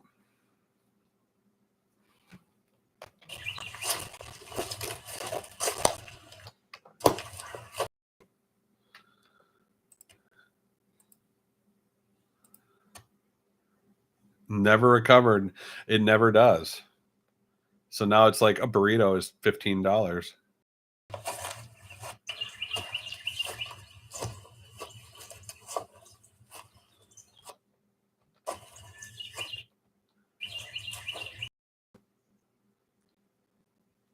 10 for €1.50. That's a good price. 0.5 yuan and yuan in my area. 1.5 yuan. That's definitely probably cheaper than what we're paying. Yeah. Hey, Granny, remember when eggs were like $2 a dozen?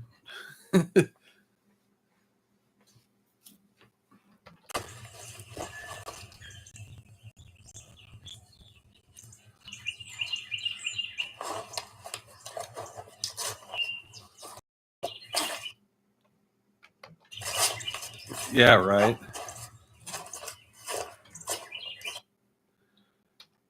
What's funny is I might have to just start using like, cheapest protein. Might have to start using like all the vegan methods for egg supplements now. Arrow. What's the other one? Flaxseed oil. Get batters to coagulate.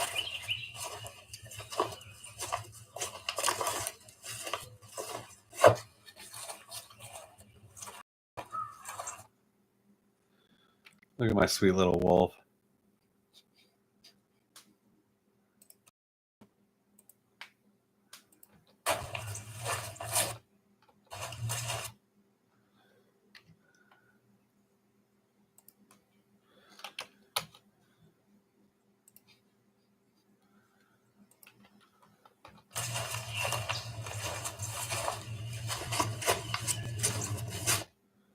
This guy.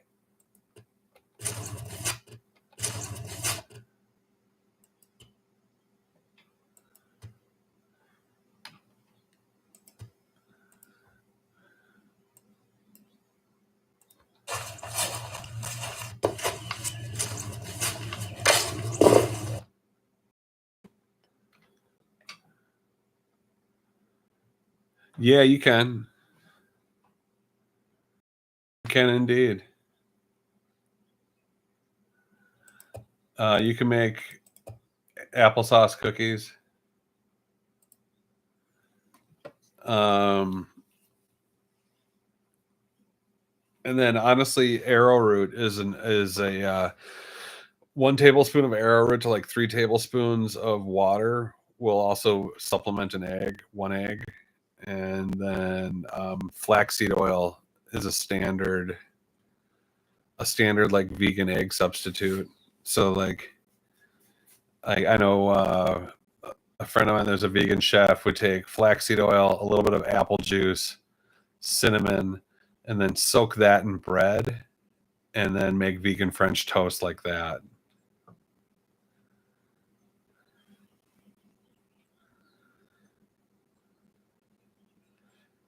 Yeah, you know, it's just another way of doing something. You know what I mean, Emco?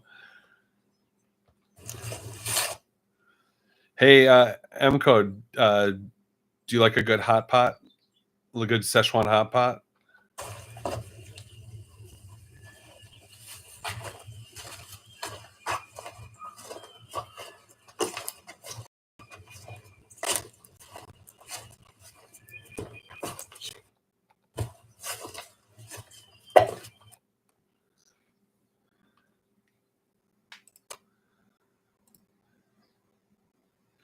I made some Szechuan noodles the other night with fresh Szechuan peppercorn.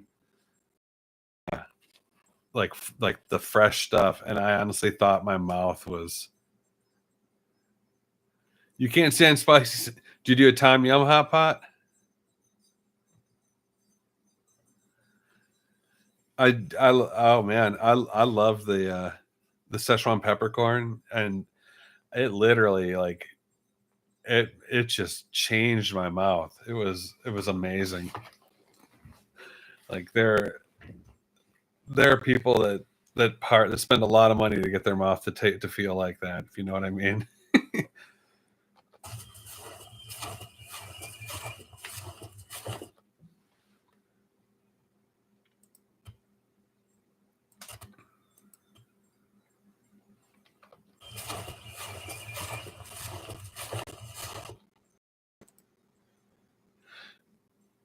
Emco, what's your favorite native dish in China to enjoy then?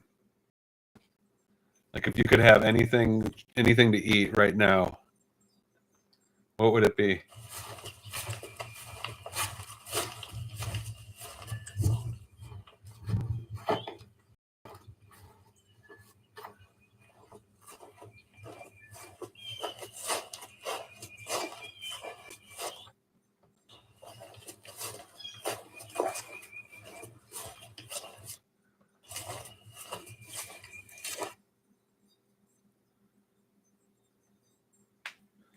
Oh, sure. So you use like a tomato broth or a tom yum broth.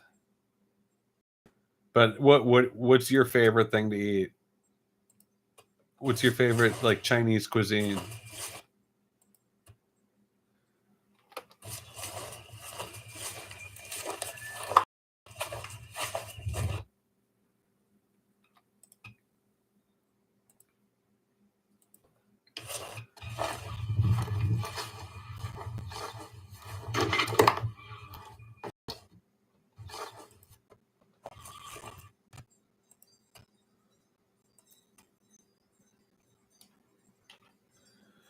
Potato carrot stew.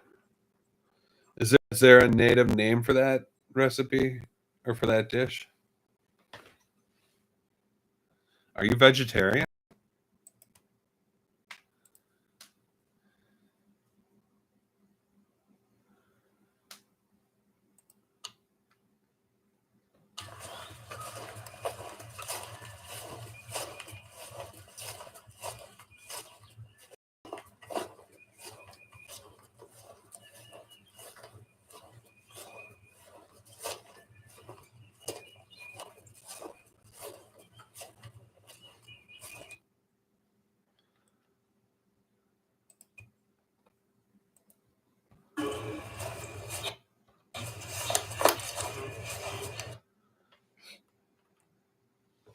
No, there's no name for it. You just call it potato carrot stew.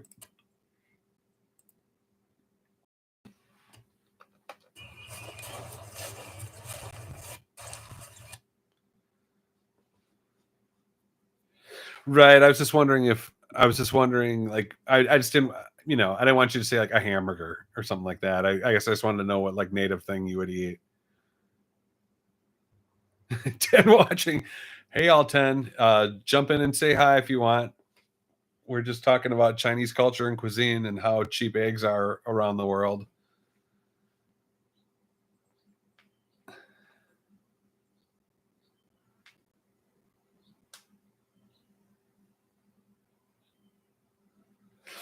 True, but you do.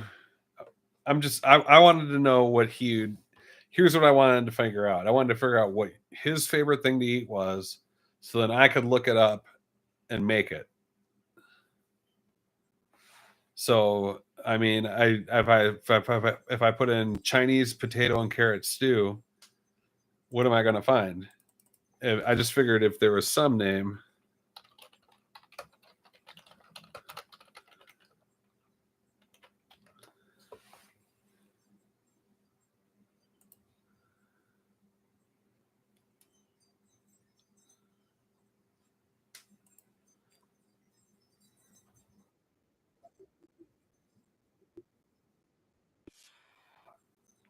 And that's my problem. It's just that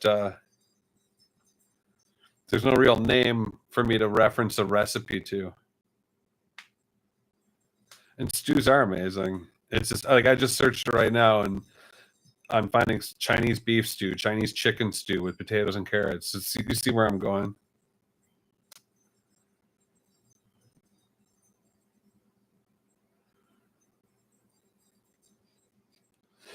Yeah, Catherine's Journey. I think I've seen her. There's this one girl I watch who travels all over China, and she's pretty pretty good at it. Sweet and sour spare ribs, yum. But Emco, there's no name for the stew, for the potato carrot stew, because I did a search for Chinese potato and carrot stew, and there's literally like 100 results, and it's all like mostly beef stew.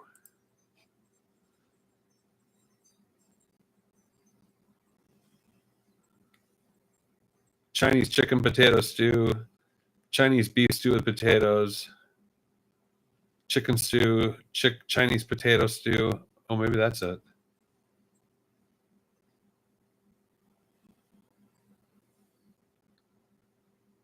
Huh, this might be it. There's no carrot. Oh, there's some carrots. Looks good.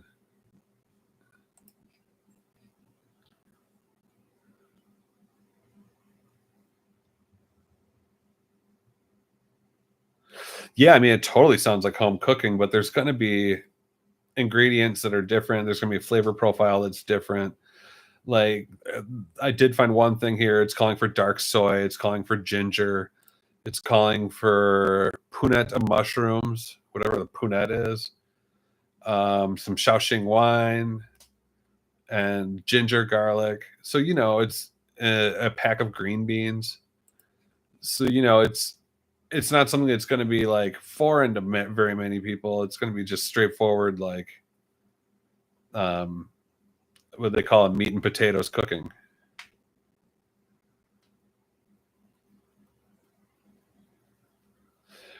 True, but you know, that's true, Granny. But you know, I'm trying to just understand the flavor profile. I mean, we can all take stock and potatoes and carrots and make something delicious, but everyone's got their own flair, and that's why we name things.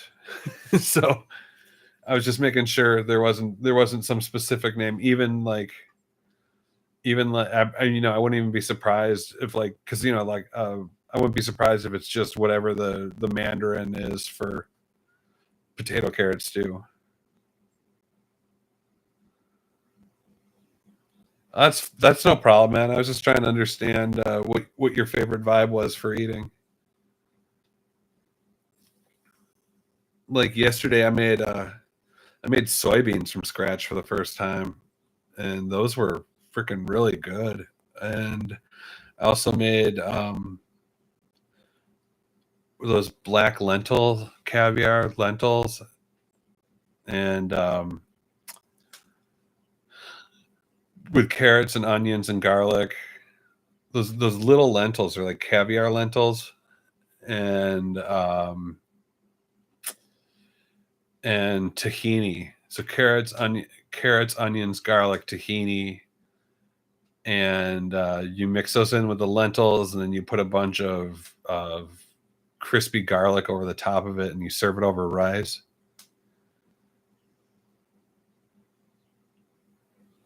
And like that was really good. True, but even if you use the Chinese symbols, it would be easier to look. It would be easier to search, to at least try to get the idea of the recipe. But it's all right, man. Don't worry about it. I'm not trying to. Yeah, the tahini, and then this is those lentils that are like tiny caviar too. I think they're called like udhap. And I put a lot of lemon in there too, and the crispy garlic is very important for like a little flavor contrast. And yeah, it was amazing. It was you did not miss the meat. There was nothing to miss in there. The full flavor was there. It was great. And yeah, tahini is an amazing. Oh, well, here we go. Thank you, Emco. I will search this.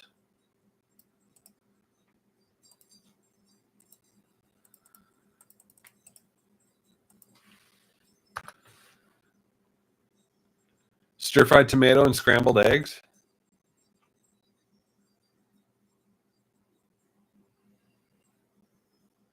Popular in student canteens and is often paired with steamed rice. Oh, well, yeah, man. Tomatoes, eggs, and rice. It sounds amazing, man. A little bit of sugar in there. Interesting.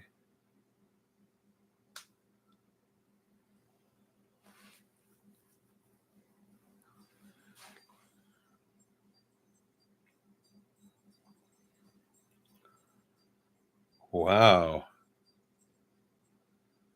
I bet that's delicious. That sounds delicious, Emco. Everybody, what he just tahini, lemon, garlic, delicious. Exactly. It's always going to be delicious, Nancy.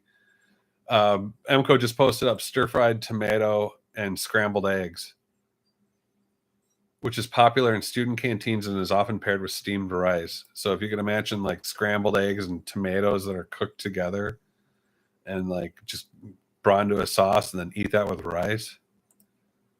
Wow, and it looks like it's just 3 ingredients.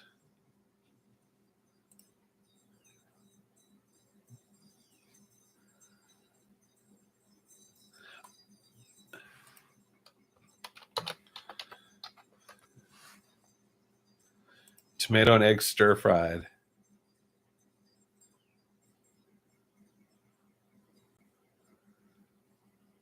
Oh, there's garlic in it too. Salt, sugar, garlic, green onion, tomato sliced into wedges, and a beaten egg.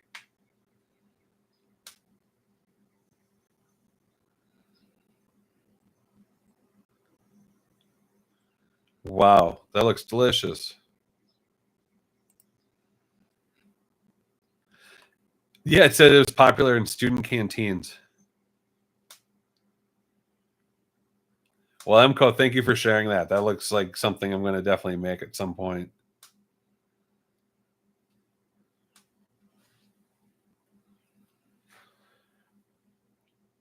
That looks fantastic. Thank you, sir. Or I assume are you a female or a male? I'm sorry.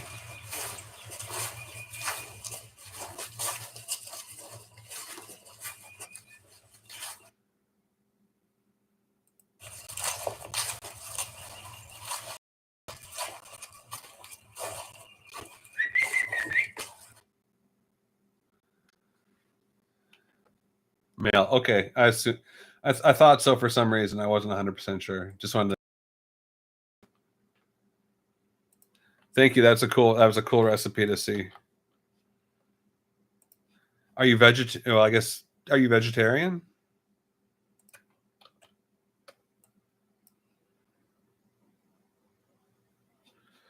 Oh, you got another one for me.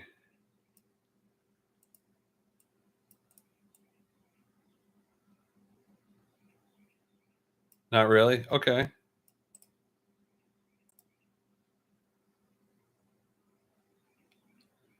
Wow, what is this? It's like a soup. It won't even translate it for me.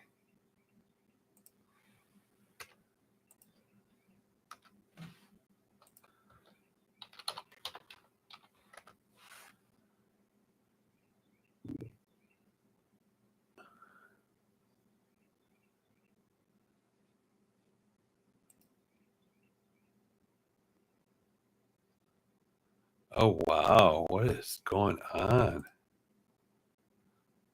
Okay. Seaweed egg drop soup. The most delicious seaweed egg drop soup. Oh, wow.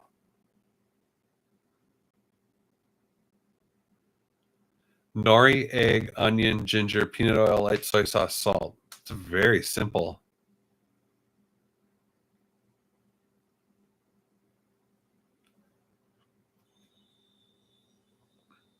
Wow.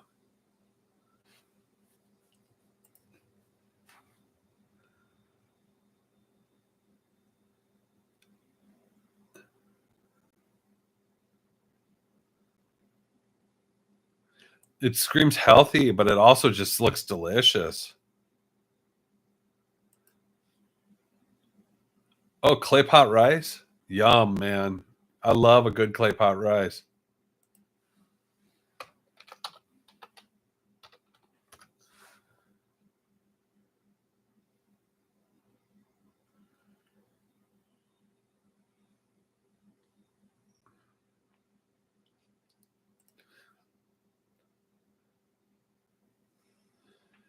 Yeah, I've heard of clay pot rice. I've seen it at restaurants, offered at restaurants before. And you got to have the clay pot, right? And similar to, like, it's a similar effect to sticky rice, like Thai sticky rice. It just makes like this deliciousness.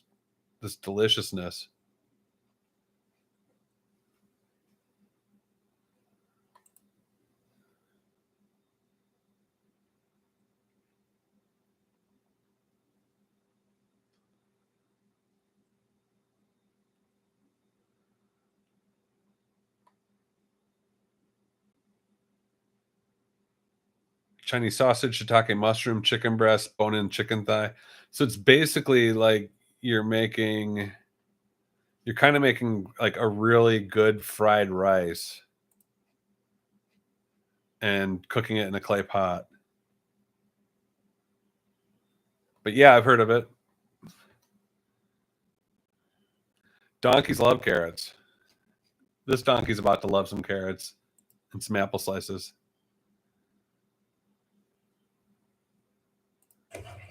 Sweetheart, you get paid today.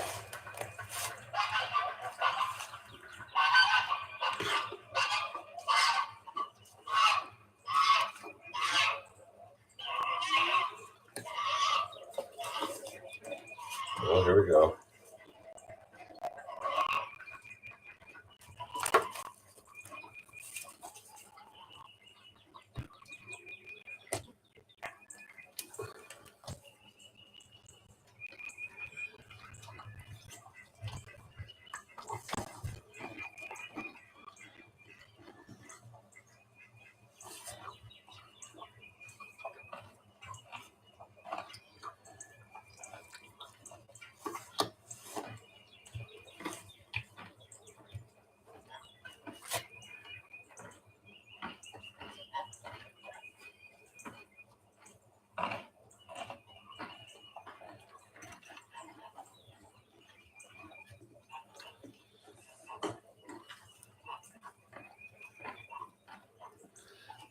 Yeah, man, carrots are amazing.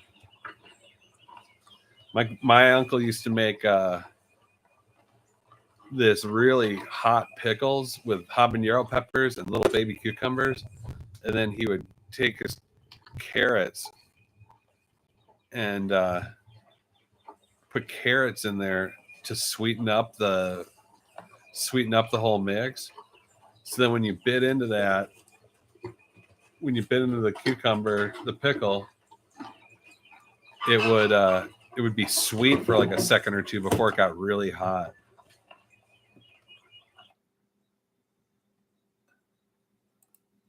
And man, carrots can just change a whole dish.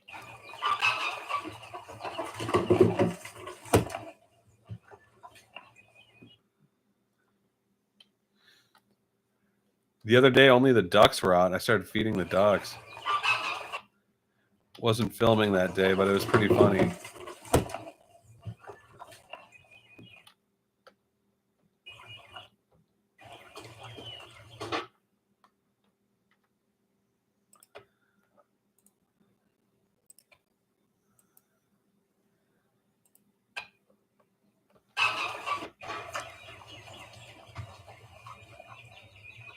Look at that goose is being a dick.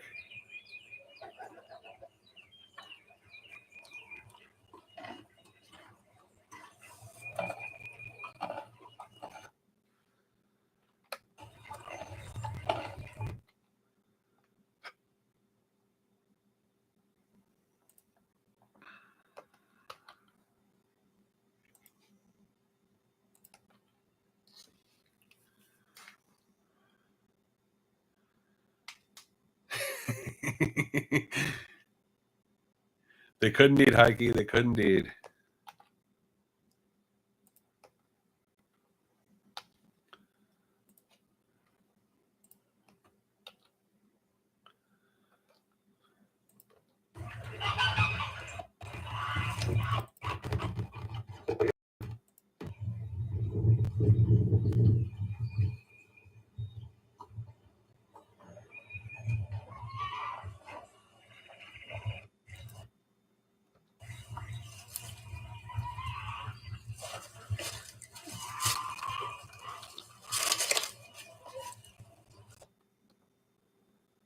Huh.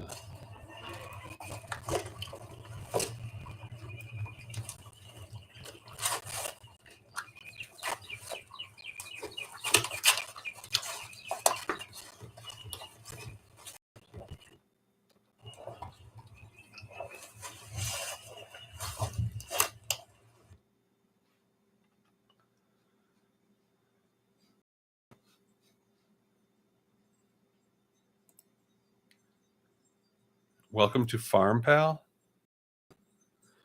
Oh, are you a member? Are you one of my farm pals now? I think you're like one of the first ones. Cerny, man, thanks. All right, go to channel. Oh, okay, here we go. Subscribe. Got it. No, he just linked his or no, he's a member now. Yeah, you're a member. Thanks, man. I think there's one other guy who's a member. There's one other gentleman, but thank you. Yeah, thank you, Cerny. You're a great dude. It's really nice of you. Thanks so much. I gotta look. I think I'm missing a file here. 6:15.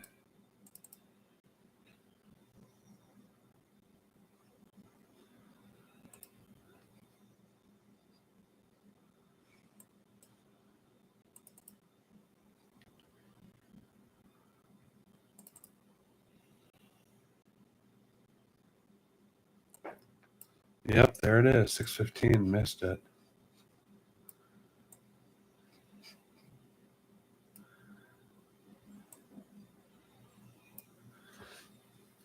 Yeah, I've got I have 2 members on Patreon. It doesn't sound cheesy, man. You sound like a cool dude. Yeah, I've got 2 people on Patreon who subscribe to me and pay like $2 a month or whatever. And then now I've got 2 members. And that being the case, like the member benefits that are allotted are like you can have access to early episodes and stuff like that. And I don't know, I've been kicking around like getting merch going or like some sort of like t-shirt or a mug or something, but you know, I'm really have a hard time even thinking like that when it's just like I just kind of want it to be about this. But you know, it's at the same time it's like would people want a Happy Old Dog and Cat Farm t-shirt or a Happy Old Dog and Cat Farm mug? And it's like if you know, if you're a member, you'd probably want something like that thrown in. Okay, you got it, man. I will do that. Yeah, I mean, I at the same time though, I realize like this is a group effort, you know, and the audience on YouTube, you know, a lot of it is the audience adding in good ideas too. It's like I get a lot of great ideas from you guys, so I don't want to ever shut down that either, or make it seem like I'm the guy that knows what's going on here the best, because boy, I sure don't feel like I do. Most days I feel like I'm barely getting these things out.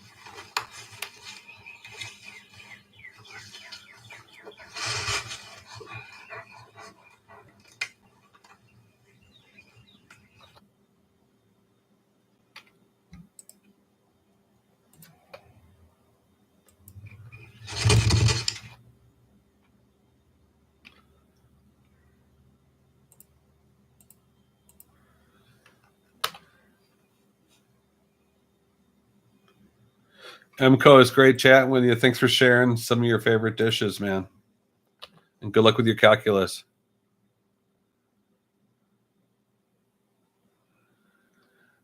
Well, that's cool, but at the same time, I appreciate group efforts, and I appreciate, like, you know, ideas that can come from the group. Take care, Emco.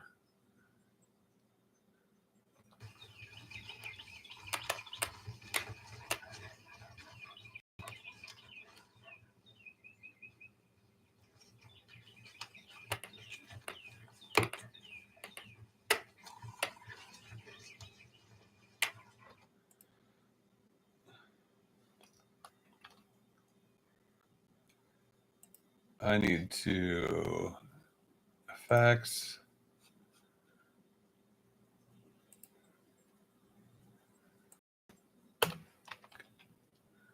Declick audio for sure there.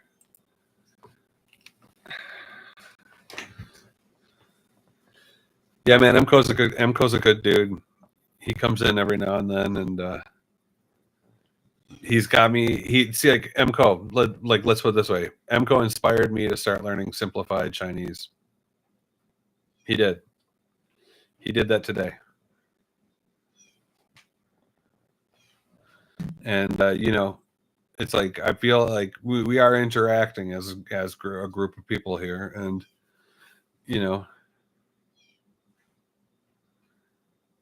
yeah, exactly. So it's just like, I want your feedback as a group. You know, we're not a very large group. It's like, if I had hundreds of people screaming different ideas at me on these live streams, it'd be a different situation. But we're not. We're a small little group, and I like the intimacy of it, and I you know, willing to take advice from people in this type of format.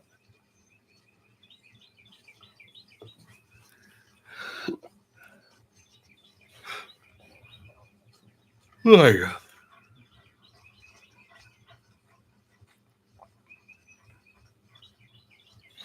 you know, one big change I made is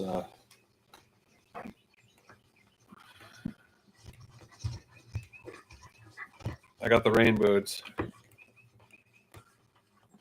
for the walks.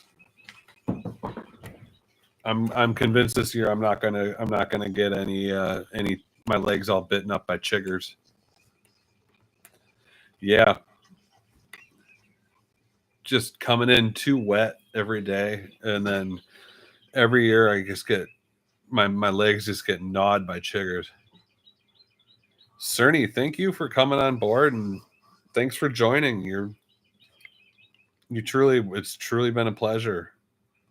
I'd love to hear more about what you like to eat too, and what your favorite recipes are.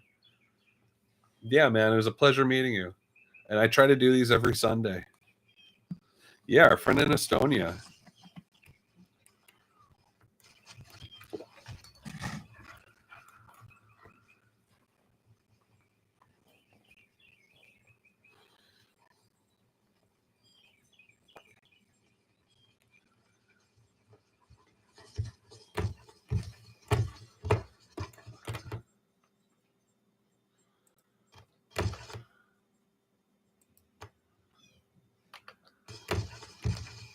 Thank you, Cerny.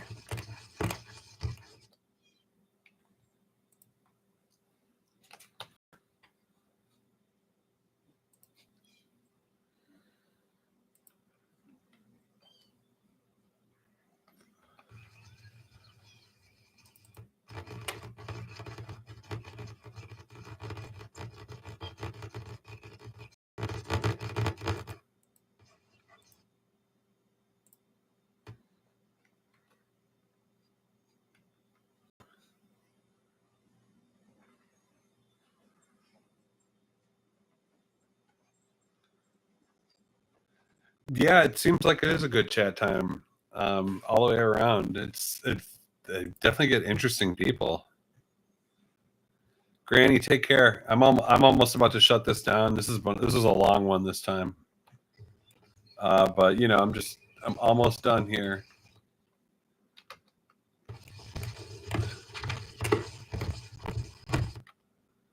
And appreciate you, and congrats on your new grandchild. That's amazing. And thanks for the little boost too. You're awesome.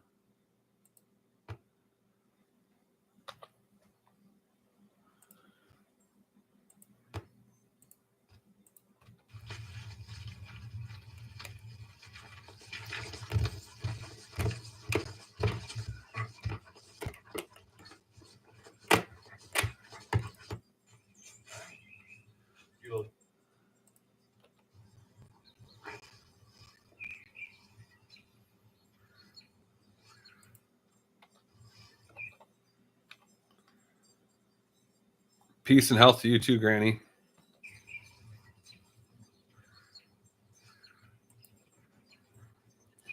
Here's old Murray blanking out. Walking in circles, not sure where he is.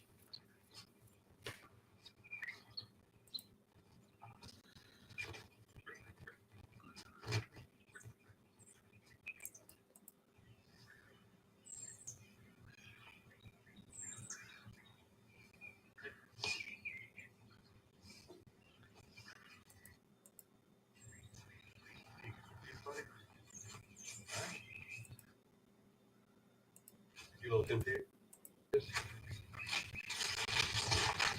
Okay.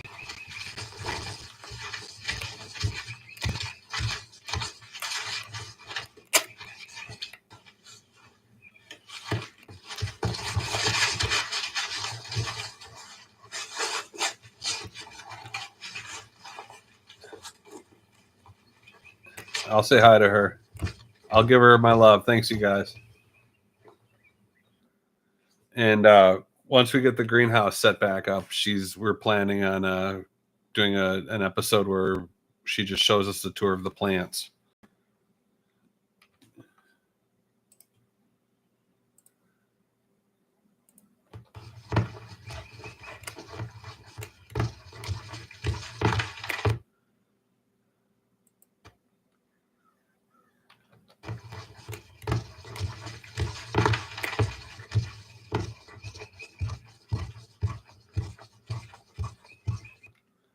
Wow. Murray's just on it there.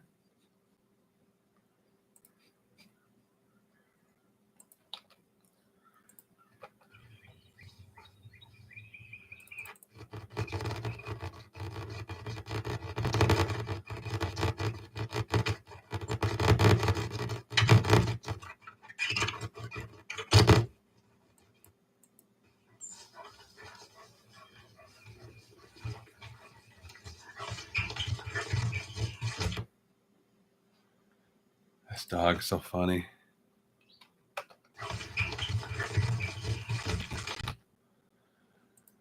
Well, we had a little bit longer one today. We got distracted watching that dog show. And it was great just to chat with everybody. But that's the end of this one. And we'll probably see you guys next week. I appreciate everyone coming by and everyone saying hi. And the boosts and the love and the new member, the new pal, the new farm pal, Cerny. That was fantastic. You stay healthy and strong, walk tall, and know that you are appreciated. Cerny, you're appreciated too. Thank you so much. And everyone have a great week, and we'll see you next week. I'll try to do this Sunday around 9 or 10 o'clock, my standard time. I think I'm in standard time, whatever that means, right? I think it's GM Grand Meridian time +6. I think that's what I'm in. So much love to everybody and take care. There it is.